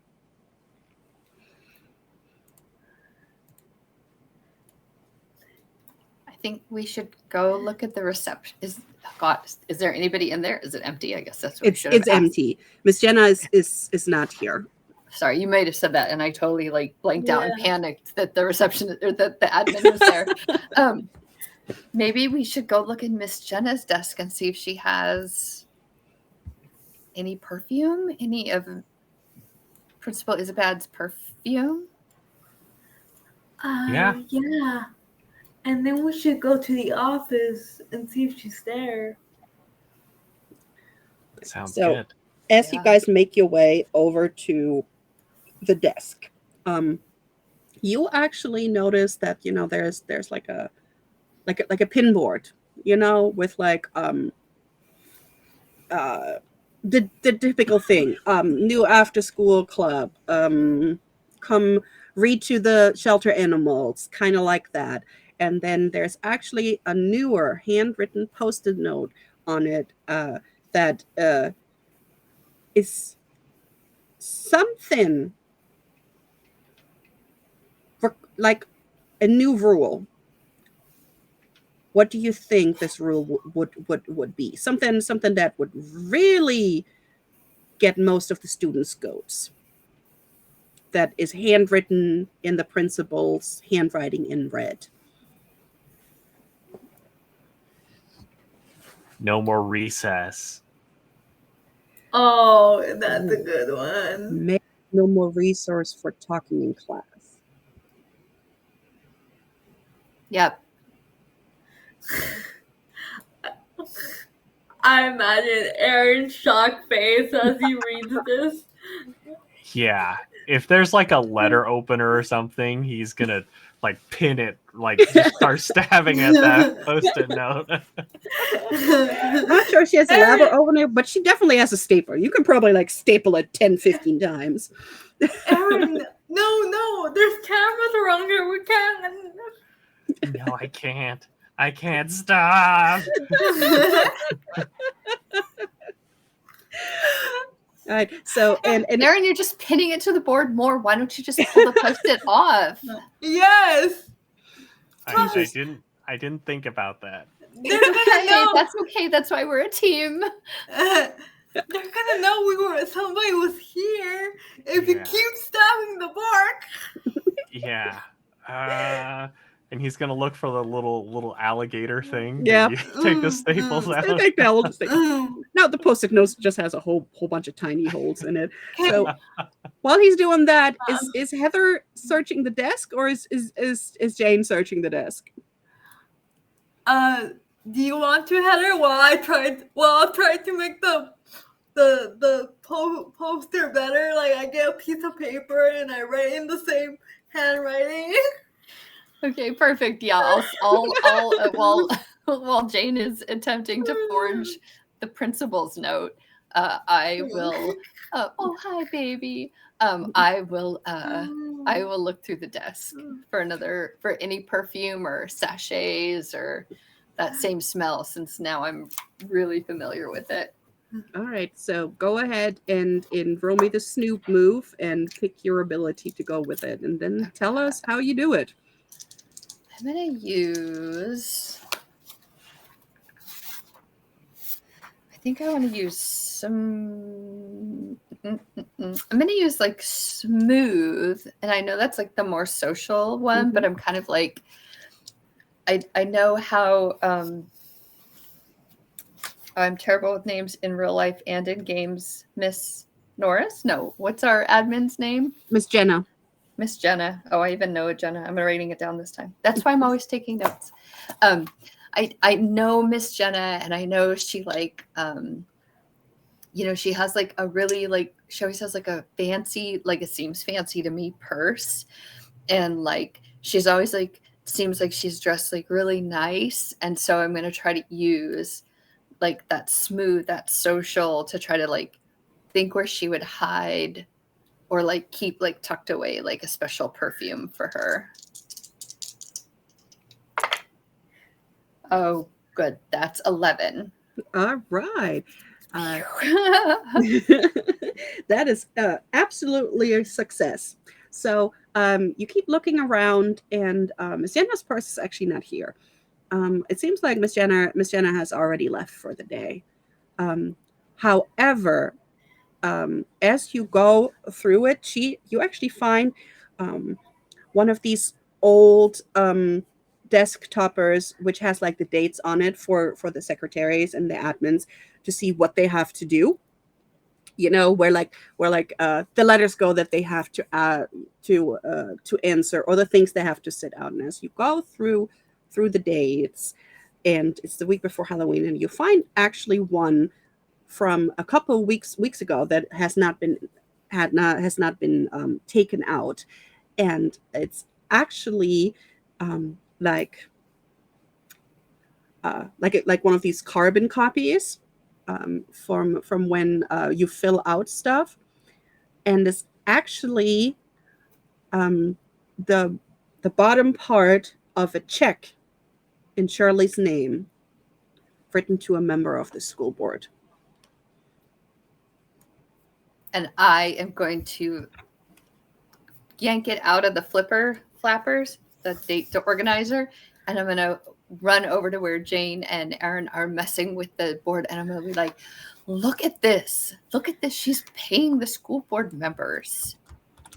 But like from her, not from like, I don't know if the school board members get paid, but she's like paying them. Oh my gosh. And I'm leaving it up to you for how much you think she gave them. It's like a big, like $500. Oh my God. That's gotta be illegal. It's gotta be illegal. It has to be. Oh my gosh. But I didn't find, I don't think Miss Jenna took her purse, so I don't know if she has any perfume or anything, but it didn't smell like anything. I mean, she didn't smell like Mr. Willoughby or Mr. Hartman or Miss Isabad. So, yeah, no perfume, but this check. Yeah. Okay. All right. Would you guys like to keep looking around on the front office, or would you like to make your way to the principal's office? I say principal. Principals. Yeah. Let me roll and see if anybody sees y'all in there. Nope, you're lucky. No, nobody has come into the front office yet as you make your way to the principal's office. And the door is also not locked. Nobody expects anybody to be here but the teachers. So as you make your way into Miss Isbat's office, it is kind of stuffy in there. Like she hasn't opened the window in a while. There's definitely a little bit of the Yeah. perfume still hanging in the air from like a cardigan that's hanging on a hook in the corner. Mm-hmm. You know that she's been kind of obsessed with the idea of everything being as it was back in the day. So her office is old school. It's an old hardwood desk. There is no computer on her thing, but there's actually a typewriter in the corner and a fax machine.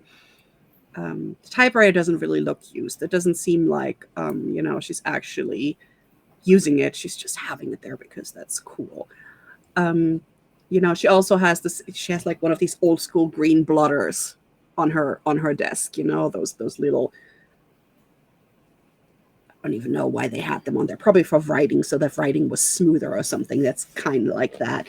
So, but as you guys come in here, what is one little decoration or knickknack that catches your attention that gives you more information about her?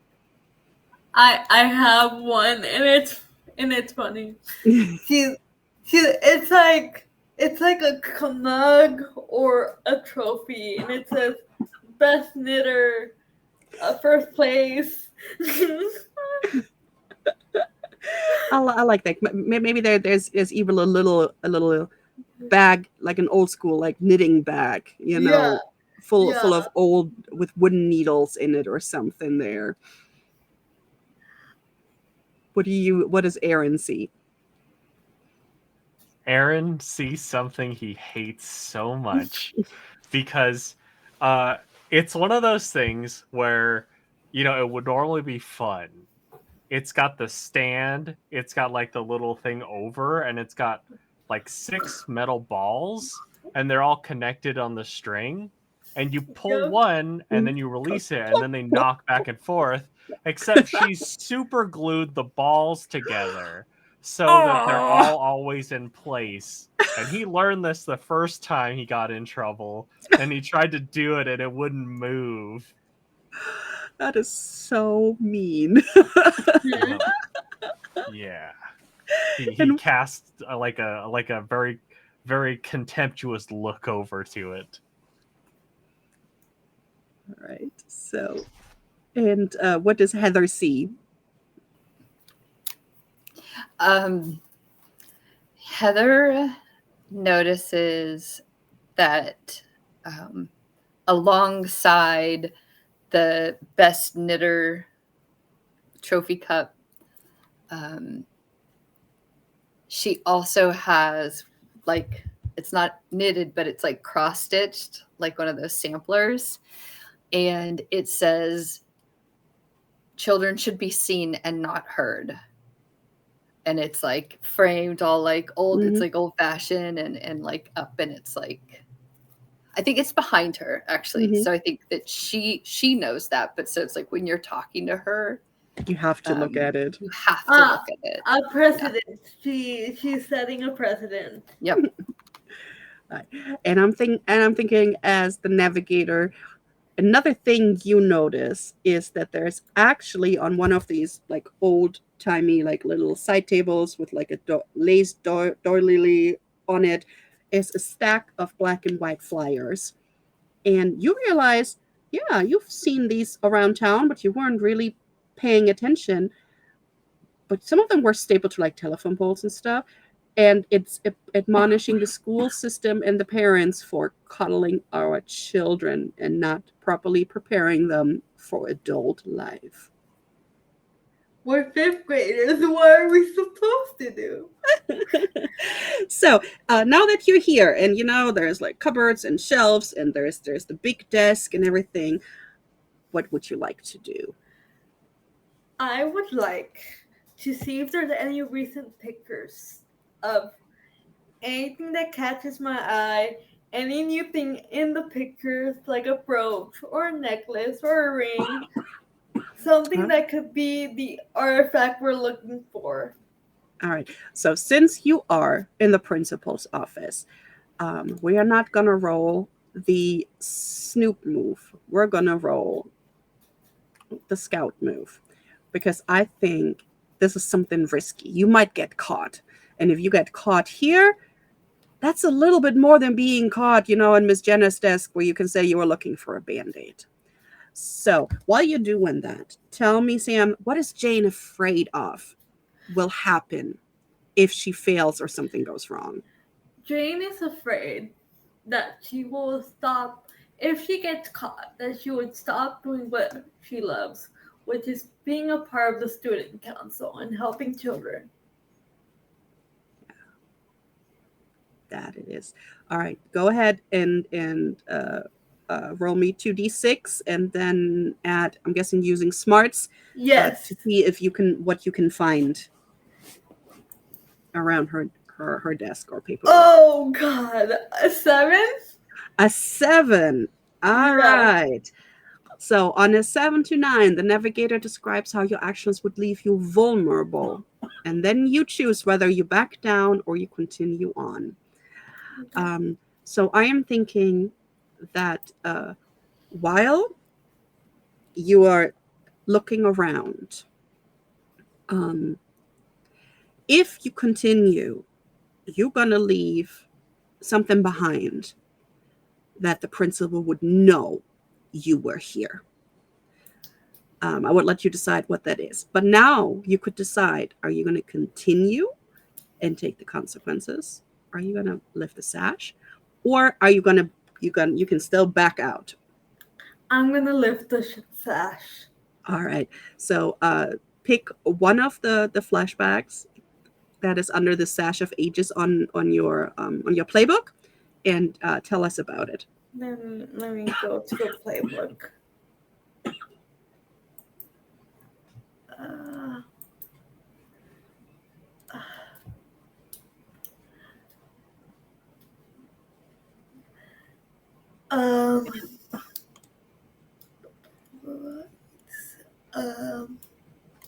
love these so much. Yeah.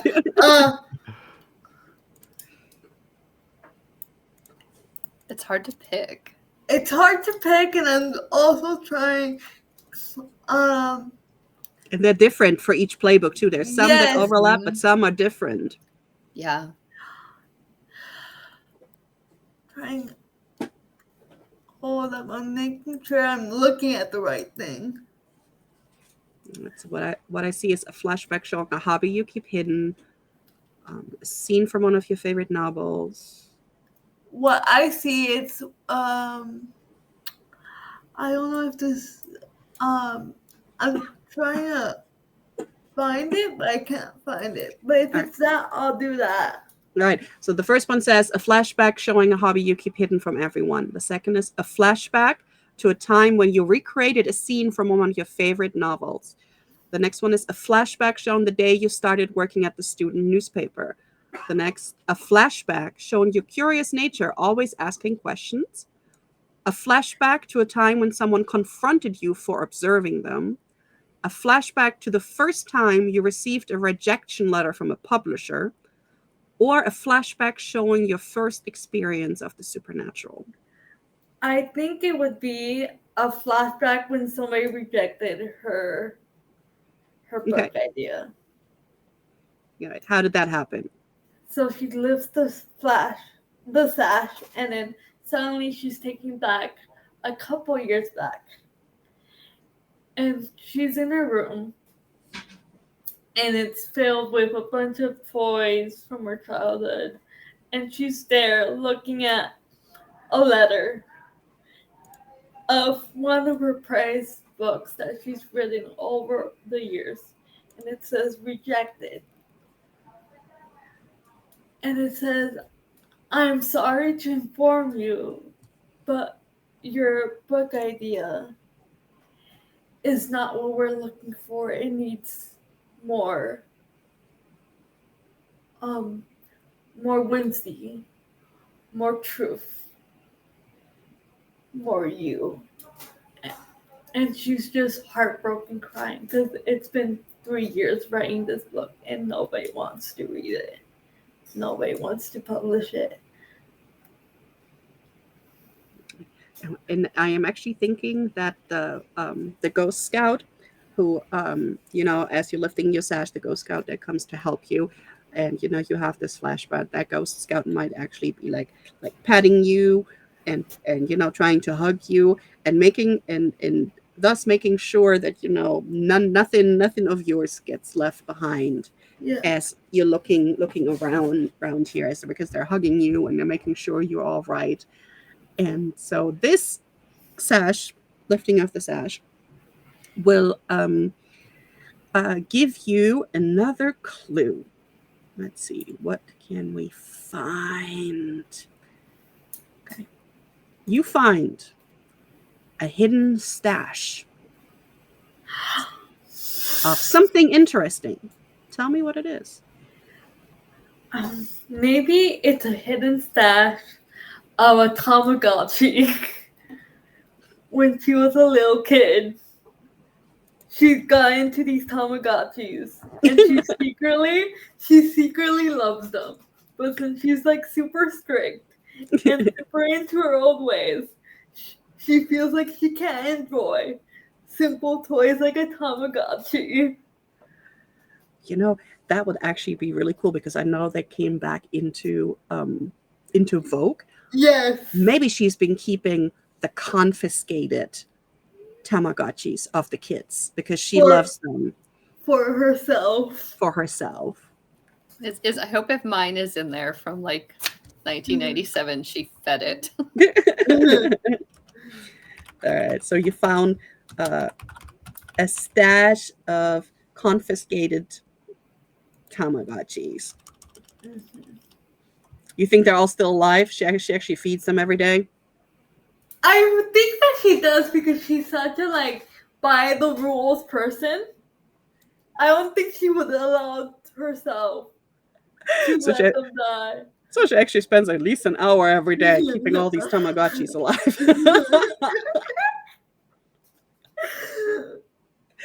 That is really, really cool.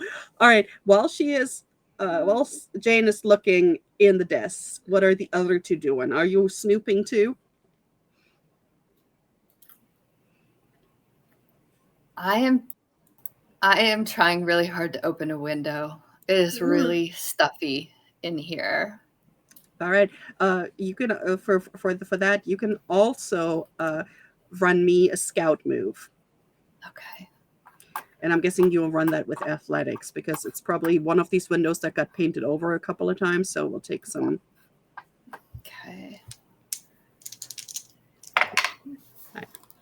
Oh man, 7. We love 7s tonight. Yeah, 7 is All right, you can absolutely do that. You can force this window open, but it's going to make a super loud noise. And somebody will probably come and investigate why this window is suddenly open. You can decide if you want to go through with this, or if you want to back down from opening it up. Oh, I'm going to back down as soon as it starts. I think as soon as it starts making that horrible noise, I'm going to just be like, nope, I'm just going to live with the stuffiness and go see what Aaron is up to. All right. What is Aaron doing? Is Aaron snooping somewhere else that's not the desk, or is he just? So as far as the layout goes, would there be some sort of side cabinet or something where it's like, oh, let's say you come in for the day and you just open it up and put your your coat, your bag, and all that stuff in. Yeah, I'm thinking she would have like one of these old timey, like almost like the ones that like they're like a wall that have like one that's like almost like a coat closet door, and the rest are is like like drawers and shelves, like one of those sideboards almost. So yeah, Mhm. that is definitely there, and she will also have some file drawers. Okay, I will start with the first like kind of closet door ish thing, and Hmm. then if I have the time, I would move into the file drawers. All right, go ahead and tell me if this goes wrong. What are you the most afraid of that will happen? I'm afraid that Aaron is going to uh like break some really expensive stuff. Like if she's got like, watches, like Rolexes and whatnot. I mean, she's rich. There was a $500 check. So she's probably loaded, and he's afraid that he's gonna break something and then have to pay it back, and then end up working here forever to try to pay that debt off. Yeah, yeah. All right. Take over from Mr. Tony. Yeah. Go ahead and roll me that scout move and see. Okay. Let's go. All right. Uh, I think in this case, I mean, I think I'm gonna rely on smart here because I think that he's using his brain, Mhm. trying to channel Jane as best he can, and being like, I think there's got to be something in here. Yeah, you could do that. You could also use cool, trying to stay cool and calm and not break anything. You could do that too. Oh snap! I mean, if you Okay. think about it, your fear is breaking something. You could, Yes. if you keep your cool, you might not shake or break something. Very true. Very true. Okay. That is a 5. Okay, that is a 9 total. All right, and 9. All right, so you can actually open this up and search it and find a clue, but you will break the cabinet lock, and they will know that somebody was here and opened that door. Now, again, you can choose to back off, you can choose to take the consequence anyways, or you could lift a sash. You know Now, what? Oh, overall, we don't have to worry about it, but lifting a lot of sashes in a campaign, the more uh-huh. you lift the sashes, the closer your character gets to retiring. But we don't really have to worry Oh, about that. okay. So You know what? In this case, I think Aaron is gonna break it. I mhm. think he's gonna take the consequences. Yep. He's like, this is for the greater good. They'll remember this is for good. Yeah. So the principal You're will the, know you- somebody broke the lock on this, but she won't know who. Mm-hmm. Right. All right. Let's look at our random clues. All right. So as you open it up and you kind of like pull really hard and it goes oh. um, you actually find um, that her note day planner is in there and her checkbook is in there. And you find uh, the handwritten note for a perfume bottle for $50. It says antique perfume bottle, $50.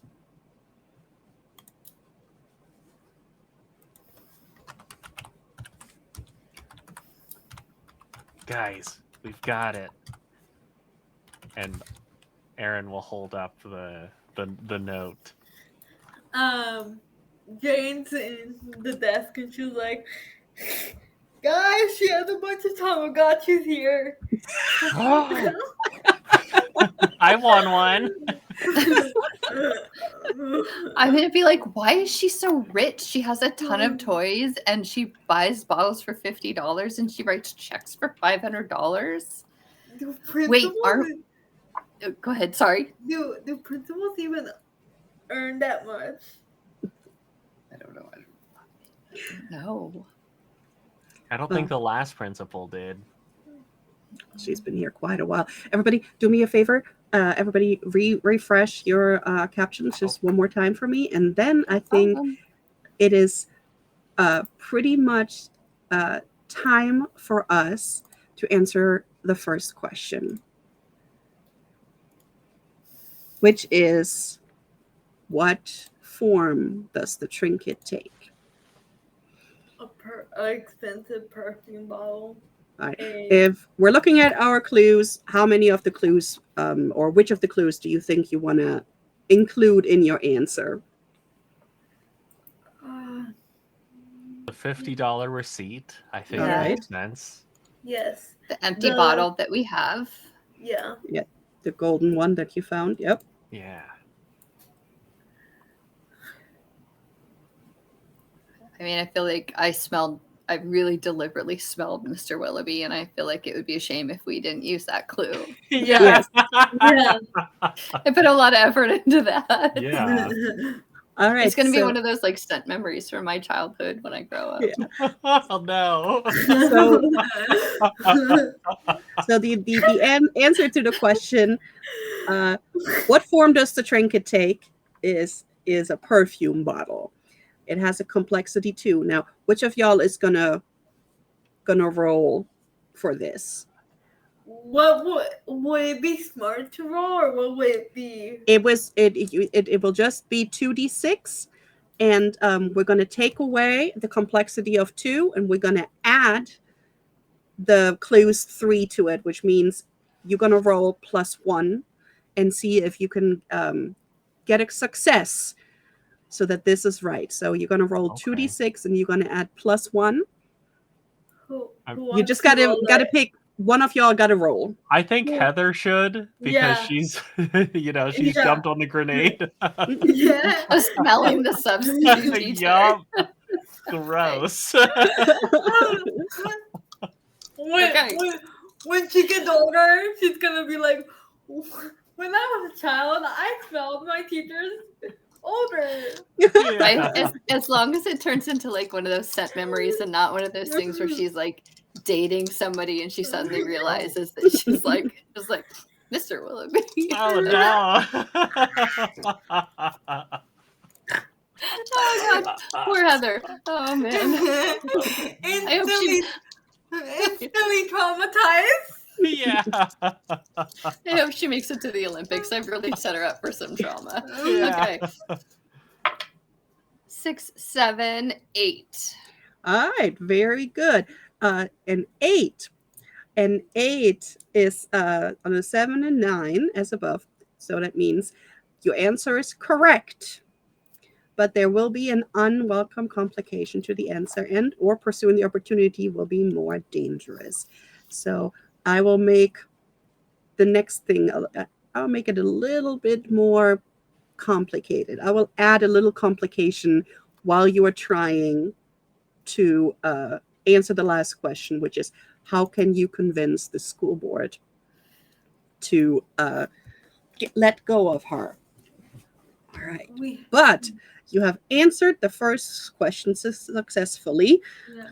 It is an antique perfume bottle that she bought from the peddler, and that she probably poured her perfume into, because you have the empty golden bottle. That would probably make the most sense. So yes, the first one is answered.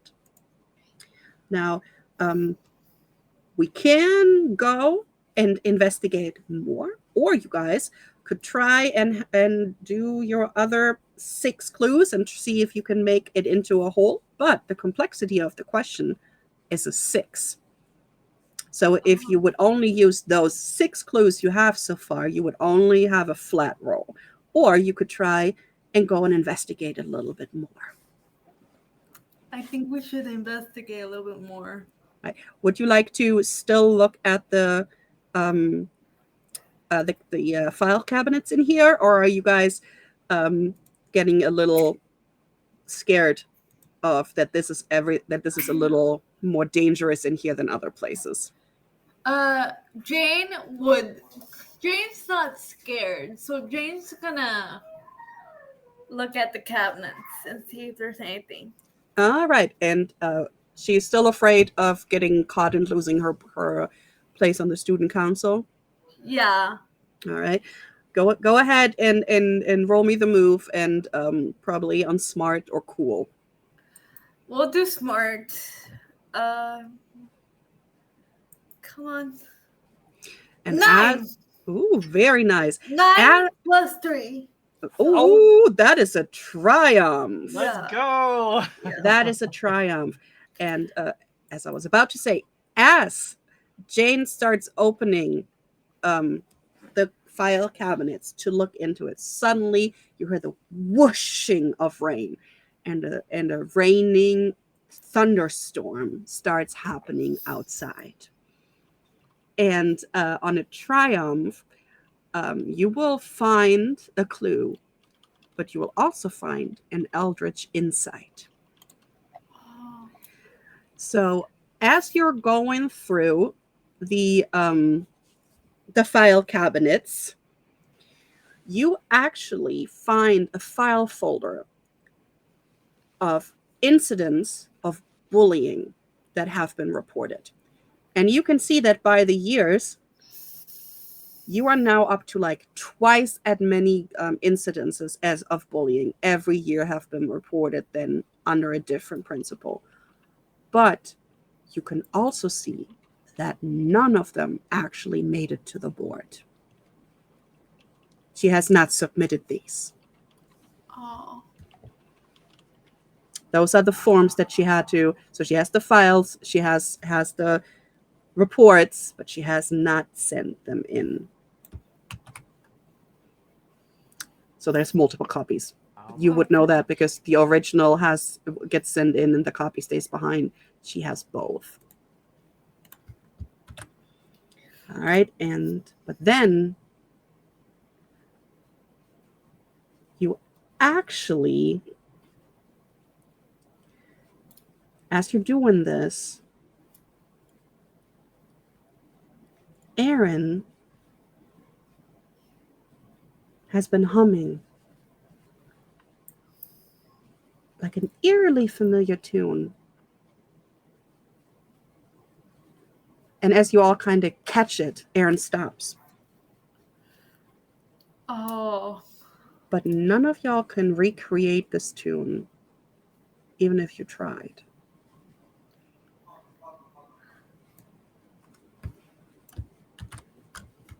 Huh. I will show the files to. I'll slowly turn, look at Aaron, and then slowly turn to Heather, and then look at both of them. Like, I found this. It's a bunch of reports she hasn't submitted about complaints about bullying. Wow. Sorry, Jane, what were you saying? Aaron, what were you humming? I was like, I was so distracted. Jane, did you say like about bullying? Yeah, there's a bunch of complaints of like bullying, and she hasn't submitted them.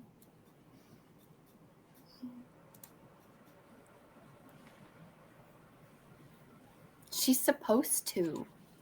Yeah. But she's not. She's corrupted. It's totally against the rules. It's probably against the law. Yeah, if she doesn't submit them, my bullies are never going to go to jail. Yeah, although Aaron, you could really hum that song. That's annoying. I don't think that's how it works, but yeah, what was that song? Oh, it's one of my favorites. It's like Darren doing backup for you. Can you hum it again? Yeah, I'll try. Can Okay. I hum it again? Nope. Can't recreate it, even if you try. It is eerily familiar, but you cannot put your finger in it. None of you. You know it. All of you know it, but you cannot put your finger on it, what it is. None of y'all can recreate it. Was there like a chilling wind? Anything that did our hair stand up? Like anything weird like that, or Well, just there was the storm that started outside just as you opened the cabinet drawer, and then he started humming that tune. Heather's hair is always under her cap. So it definitely felt eerie, especially since he can't hum it again, and he tries, but it's just like not coming out right. He didn't mean to hum it either. Should we look for more? Should we piece it together? I think. But if we go check out the vice president's office too while we're here. Yes. Because I would have said, if you guys keep searching here, the next one is going to be an Eldritch move, which is the next one dangerous up from the scout move, because now something supernatural is going on. Is that like we're pushing like above the table? Is that like we're pushing our luck like into the mysteries of it? It's basically when you're doing something like not risky but something dangerous, or you face something supernatural, and then basically it's like you tell me, you know how when the scout move I ask what are you afraid of? Yeah. I would ask you what are you afraid of, and then I tell you how it gets worse. Oh, I kind of want to do. So if you fail, you will get it even worse than that. But you can it's the Great. same. You can still continue on or back down. But yeah, that is the Eldritch move. It's like when the scouts take like extreme risk or face something of a supernatural. Heather Okay. wants to go type her name on the typewriter. She can't resist it. Yeah, you know what? You could probably see what was typed on the typewriter. Maybe there's something in it. All right, I'll go do that instead. I just yeah. So Heather wants to go like type her name on the typewriter and hear the ding, but on the way there, she'll look and see what's in the typewriter. I would think this one has to be a cool rule, because you know it is creepy now. It is creepy. Where's my little? I'll pull my sheets up so I know what I'm. How? Well, I'm okay with cool. I got a +1. Oh, you got this. I do. Oh my gosh, that's 13. All right, very nice. Double I didn't even ask sixes. you what. Let's do it anyways. What were you afraid? What would happen if something goes wrong? So the thing Heather was most afraid of is that she just, even though she's not old enough to, she just watched the movie Misery. And so she was really afraid that the ends wouldn't work on the typewriter. Or she also, even though she wasn't supposed to, watch The Shining from behind the door. And so she was really afraid that if she looked at it, it would just say all work and no play makes Principal is a dull girl. It doesn't rhyme. But you know what I mean? Like she was really afraid it was going to be like, it was going to say that all work and no play makes all work and no. All work and no fun makes Principals a dull one. Yeah, maybe her first name is Shirley, so I would have probably said Shirley. Oh, perfect. There you go. Then I'm thinking it would have been even worse if you would have failed. You'd have gotten your finger stuck between the thing, and you would have hurt yourself and gotten a misfortune of a sprained finger. But you rolled a triumph. My throwing finger. Yes. Oh no. And it would have put you at a disadvantage for fine motor stuff for the rest of our episode. But since that is a triumph, you will actually get an extra benefit or advantage from this. So not only do you find a clue, but you guys will also get an extra benefit. So let's see what we have left. Excuse me. I'm super excited that the spooky roll worked out for us, not 7. It doubled up. All right. So what you actually find is a timeline, like a plan for her helping to organize a protest against the introduction of guidelines and regulations for better inclusivity within public schools. She has been helping organize this protest against inclusivity within public schools, which already makes you guys mad. Mm-hmm. I'm gonna pull the paper out of the typewriter and say, "You guys, she's a full-on villain." Yeah. Like in the books villain or like in the movie villain? Because Like both, the worst kind. Yep. Right.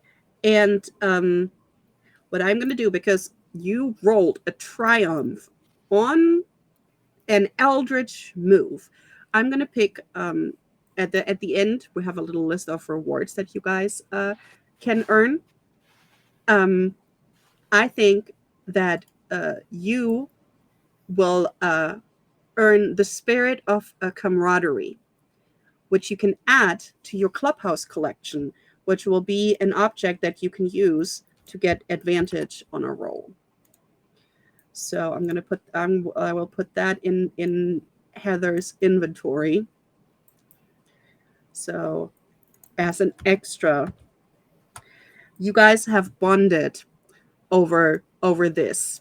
You guys have found your camaraderie in standing up for inclusivity and the other students, and you can now use this object as you would any of the others to actually give yourself advantage on a roll in the future. And that one will not be taken out afterwards. It will be marked, but it will be unmarked at the end of every session, basically. Some of the other stuff are just one use, and then that's it. All right, now you guys have 1, 2, 3, 4, 5, 6, 7, 8 clues, and it is time for us to figure out our plan to how to answer the question, how can we convince the school board to remove Shirley when they come here on Thursday, before she can go through with ruining our school life for the rest of the year and probably canceling the Halloween trick day.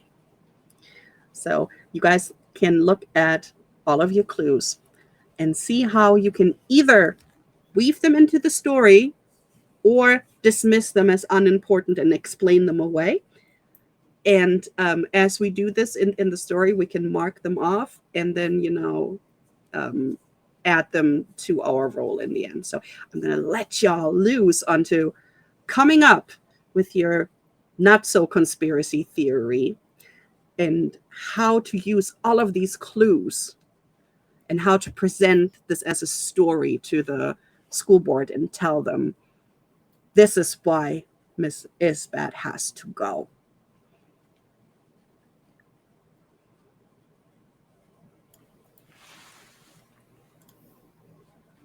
So if you're looking at the clues from the very top.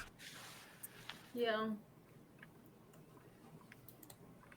There's a part of me that feels like this moment we probably start talking it out, but then it like fades and transitions into us in front of the school board. Yeah. And I mean, I think we could use all of these. I feel like every single one of these. And I feel like we would probably start with the ones that the school board expects. So stuff like, we don't even like her. She's the worst. She stole all our toys. She made that other student cry. Yes. In Mr. Hardman's class. Yeah, made a student cry. We've got this there's the stack of complaints. None of us like her. And I think a goal of a principal is to be a principal, and she's no one's pal. Yeah. Right. So you guys will have used the hidden stash of the Tamagotchis, the angry letter of the parent. All right. And then probably the stack student of complaints. Yes. All right. Jane will also say, and the students have been so upset that even their grades have gone down. Do you think that's fair? Yes. And she sends more students to detention than anyone ever. And especially the ones that have stood up to her last year. Yes. Retaliation, absolutely. Is Yeah. the teacher one of the clues? Because I'm trying the one where the teachers were doing a union. I'm trying to look for that one. That wasn't a clue. That was just okay. you can mention it. That is definitely, that she shot down Teacher Fun Day, and she shot down, or the school board shut down them participating in that. So she's hostile work environment, very clearly. Yeah. We could say they shot it down because of her. Yeah. Oh. Well, do you think that has something to do with the check? Yeah. Yeah, and when they say, no, you're being, that's not how things work, we can say, oh, yeah? And and hold up check. the check. Yeah. Yeah. Yeah, I think Aaron, it'd be great if we hold it up in front of the school board member that we made out to. Yeah. Which was probably the one like, that's not how that works. You don't pay. Oh. Also, I totally picture Aaron because you described like how your desk is and how your like stuff is. I like really picture all of these things like rummaging out of like maybe your bag is like on back of like Jane's chair, so we can like present our like exhibits as we go. Like we've all seen TV. I have like a projector and I'll like exhibit A. Yes. All right. There's still three of them to include.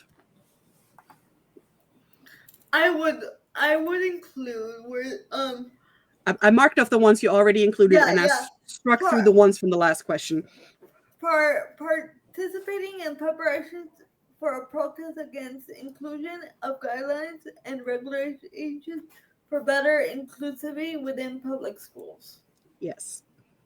So Jane will say, she's not even inclusive. She's against that. And that's not fair for us. We need to be ourselves, not be oppressed. Yeah. Yeah. Exactly. You might actually connect that to the clue right in front of it. Yeah. I mean, she seems to be for bullying because she doesn't report any of these. all of this, and they have never made it to the board. Yeah, have you read one of these? Have you read this one? Clearly not. This picture, this huge pile, like now just like gathering at our feet. I just imagine Exhibit A, Exhibit B. Look at these. And then your last exhibit is what's written in that notebook of that teacher that has left about the interviewing process. Now, how do you guys bring back this very last like coup de grace? How are you going to deliver that? I think Heather is just going to turn, and is Mr. Hartman's in the audience? I assume. Yeah. I'm going to say, and she kisses Mr. Hartman. and also she hired him because she likes him and she has a crush on him and he has a crush on her. And I'm just gonna go into like a spiral of like trying to explain. And I'm just thinking, probably on some point, Jane and Aaron are going to peep up. And she hired him because he believes the same things that she does. She's been cheating. Yeah. I can imagine Heather goes on to the spiel that sounds like fan fiction made by a 10-year-old, and they is holding hands. Just a big Exactly. fan fiction. And I'm like, Jane is like, Heather, no. We don't know if that's true, Heather. No. So y'all have now included nine clues, 9 reasons for them how to tell them, you know, she's breaking the rules. She is being mean. She's probably breaking the laws too, not just the rules, you know, and all of these things that she has done, and which means that you will roll +9 -6, a +3. And I do think Sam should roll that because she made the exhibits. So if you roll me 2d6, and we're gonna add +3 to see if you can convince them. And Jane's holding the projector. Yeah. And probably the principal, she is sitting in the corner, fuming, trying her best not to consistently like correct you guys, and like, Okay, And- I'm rolling it. all right. Oh, double 6s. 12. What? Whoa! I can take a picture of it. Let's go! Yes, Oh yes, my gosh. awesome. Plus This 3. is a triumph, Ah, which means not only is this the right answer, and you know, this gives you the opportunity to now ask them to fire her, but also, as you're doing this, something else will happen. So describe to me how you're taking this moment of triumph and you're asking the school board to fire the principal. Describe how that looks. So Jane is gonna wheel forward and look at the board straight in the face and be like, do you really want to represent someone who oppresses children, who makes them cry, who makes them not happy throughout the school year? Do you really want to be the face of that? Do you really want to look out throughout all of these years and be like, oh yeah, that school had hired one of the worst principals in history because the school board wouldn't bother to look into these things and do something about it? Right? And as the school board looks at each other, and they're caught out. I mean, this is a liability issue. There might be lawsuits. There might be a criminal investigation. They all, as one, turn to the principal. And the principal stands up and takes a deep breath. But then, out of the corner of your eyes, you see a figure in the doorway in a trench coat, just watching. Nobody else is reacting to it. And it kind of feels, you know, like, weird. Yeah. And the principal just lets out this angry yell. And she picks out of her bag this beautiful mister, this old school with the little pump mister perfume bottle. And she throws it at the doorway where you just saw the figure stand. And it shatters. And she grabs her stuff and she yells, "I quit!" And she runs out of the room. Now there's big applause, but the whole room smells like her perfume.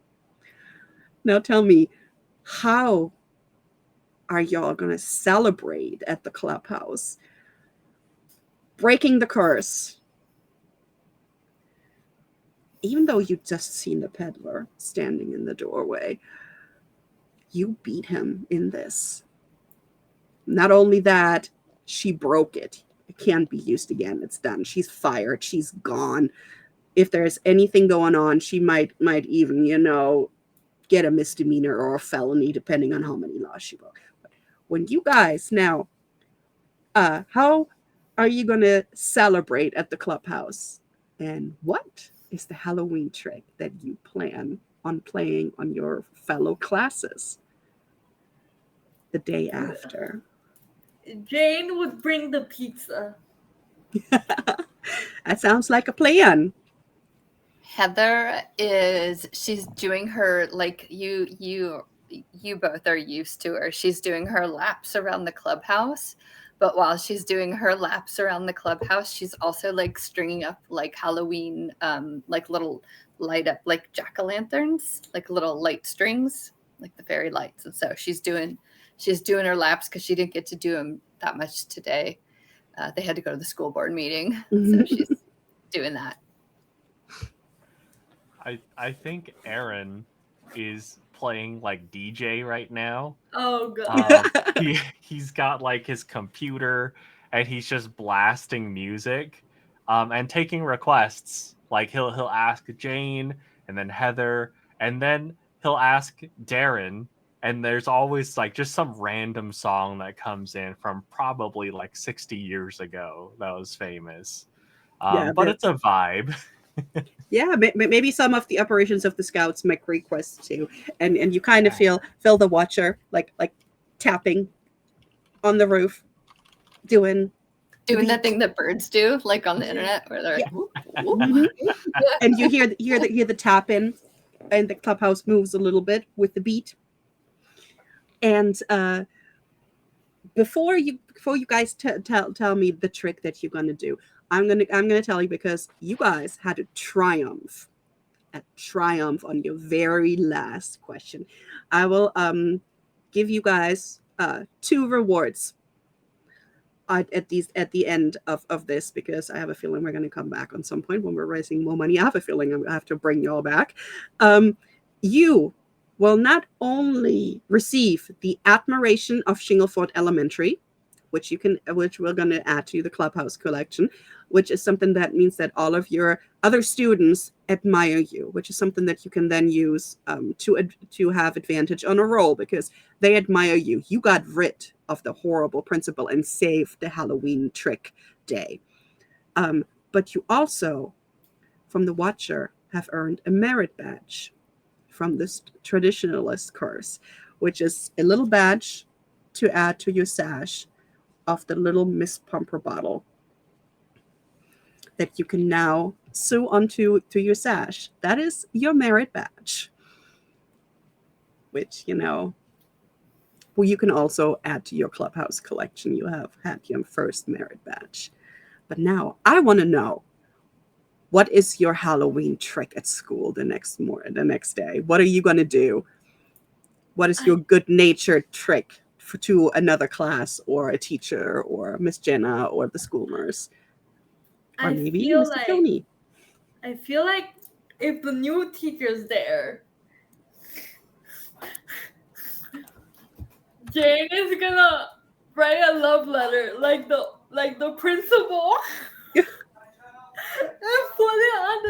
put it inside the desk of the new teacher. Oh, Mr. Hartman? Yes, and be like, you're so cool. I want to hold your hand. I want to hug you. And at the end of it, she's going to be like, but no kissing, ew, in bold letters. But exactly like the principal's writing. But it's like a little kid writing a love letter, but trying to be an adult. And probably, I'm guessing you probably waved that paper through the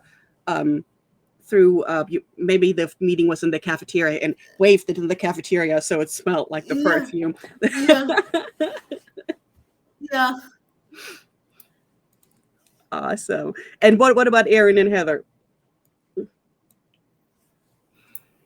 So Heather saw that Mr. Willoughby has been called in to substitute for science class.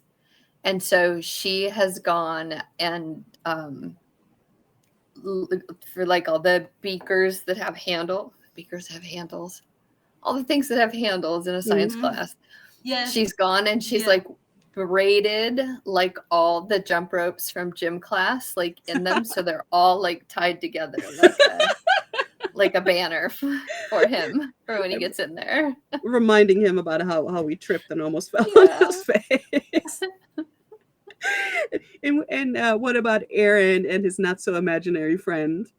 So I think he's going to be calling on the help of Darren so that Darren can help him find out some information, because we've got the stash of Tamagotchis. And so I think that what Aaron and Darren are going to be doing is setting up just like little gift bags. And in some of these, they're going to be scattered all across the school on each student's desk. And when they open it up, some of them are just going to be, they're just going to say trick. And then like the little snakes, you know, the little toy snakes that jump out at you are going to pop out. But then for the people who lost their Tamagotchis, they're going to open it. It'll say treat. And then they'll see their Tamagotchi in there. Aw. Return to their rightful owners. That is so amazing. I love that. I love that. And as you do all of this, the whole school, you realize, has been filled with little Eries who are enjoying everybody playing these good-natured tricks. You see little Eries all over watching and giggling and, sometimes dropping stuff or, misplacing stuff. One of them probably took off with Mr. Tony's handkerchief and, put it in a different spot, kind of like that.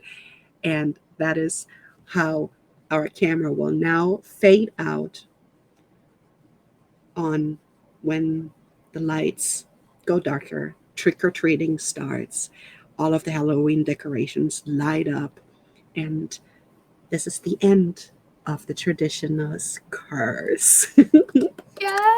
Yay! Happy Halloween! Yes. And now we're going to go around, and you guys tell me who you are, what your favorite part of today was, and where we can find you and all the cool stuff you're doing. So let's start with Melissa. All right. Hi, everybody. I'm Melissa. I played Heather. I'm wearing my baseball cap. That's the only one I could find in my house. But let's see. What am I supposed to say? All the cool things I'm doing. So I am on a not streaming, although we keep talking about streaming, monthly game. We've been playing for 3 years now, or we're coming up on our 3-year anniversary. It's virtual.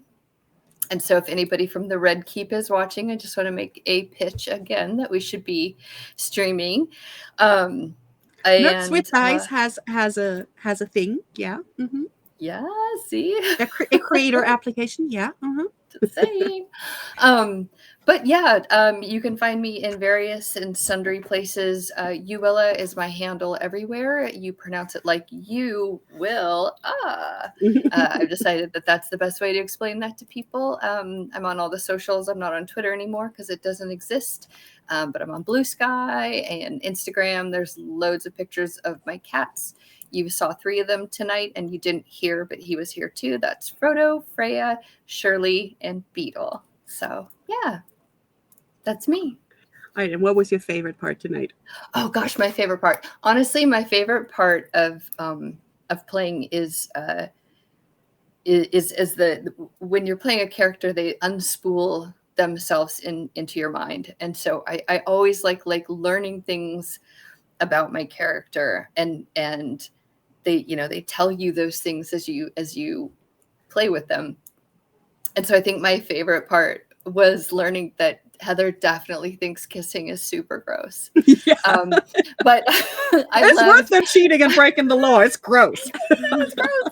But no, I loved being able to play like a kid, really remember what it's like to be in 5th grade and think think that way, you know. So yeah, that was my favorite part, like remembering to think like a fifth grader. Yeah. That's awesome. All right, Sam, let everybody know where we can find you, what cool things you do, and what your favorite part was. I play games, so you can find me at kikibook.cause on Instagram. I'm a cosplayer. I do D&D. I do other TTRPGs. I'm starting to apply for more live games because I enjoy performing for people. Um, that's and then on YouTube, it's I think it's Geeky Emo because I haven't used it for a very long time, but I'm starting to post stuff. But yeah, that's all where you can find me. I don't have any other handlers, and my favorite part was kind of joining in on the chemistry between the characters. I like harping in. I like thinking in the moment of what my character would say and what my character would do in that moment because I didn't have a backstory for her or anything. So I really like that. That's awesome. All right, Matt, your turn. All right. Thank y'all so much for having me. This was such a blast. I'm Matt. I've been Aaron all over the interwebs. I'm improv and RPG. I create a lot of how to roleplay content for beginners and for anyone who's anxious about how to roleplay, just like quick and easy steps. And my favorite thing was how we all jumped on the Mr. Hartman loves the principal train and how grossed out we were about it. There's gonna be fan fiction. Yeah. Did he steal that? Did she give it to him? Is he a stalker? Right? Right? Maybe he's just obsessed. Maybe. All right. And are you not doing anything else cool? Are you going to be in any more games or anything coming out soon? Oh yeah. On Tuesday I'm in over on Tales from the Table Studios. Mhm. Sentai and Sensibility. Ooh, I love that It's one. where if you love Pride and Prejudice but always thought it could use more Power Rangers, that's how we're all about there. And on Sunday, I'm over at Altered Echo Archives, where I get to play a risk taking, staff wielding guy who encourages all sorts of bad behaviors. So check that out. There's a bunch of stuff that I am not remembering because I'm just riding the high of this game. But Yeah. thank y'all so much. Yes, I loved all of these characters. That was a lot of fun. My name is Vivi of Vivacia. You can find me on Blue Sky as Vivacia. I have a contact in bio. That's vivacia.contact in .bio. There's some of my older stuff on there from what we did on YouTube. You can find me on Discord as Vivacia too, where I'm mostly talking memes. My home is Nerds with Dice, which I'm gonna do the Discord right now. Today, we have played Cryptid Creeks, which is by Hatchling Games. It is a card from Brindlewood game. You can find it on itch.io, for example, where and they're actually right now working on a book of new curses. There's 8 or 9 curses in the already book, and they're now going to bring out a book with more curses, which is more adventures. So check that out if you like this kind of spooky 80s Goonies vibe kind of games. Here on Nerds with Dice, we got merch, we got a YouTube, we got a Substack, but absolutely do come into the Discord and hang out because you can find all of these lovely people there. And we have a little member promo thing, so they will always be able to post their stuff in there. Now we are doing All Hallows, All Dice. We're raising money for Roll for Wishes for kids who are critically ill, so they can have something amazing that they love to do. So absolutely feel free to keep donating. For the next 2 days, we're going to run pre-recorded games. Tomorrow, one from Quinn, and on Tuesday, I am pulling a blank. On Wednesday, we should have Janie Potts running a game of Monster of the Week where that park might have to shut down because all the games in the concession stand, something is wrong. On the busiest night of the year, how are we going to celebrate Halloween if something closed down? So come by. We're starting around 8 o'clock every night for the next days until the night before Halloween, where I am actually gonna run a one shot of Viltime, which is by the same people who did ADHD in 5e. It's a kind of Bloodborne Viking Nordish kind of TTRPG, and it is the fourth in our row of one shots that have to do with the seasons, and this one is going to be the last one, and it's going to be the harvest one. Yes, so absolutely come join us. Keep an eye on the Nerds with Dice Blue Sky or the Discord.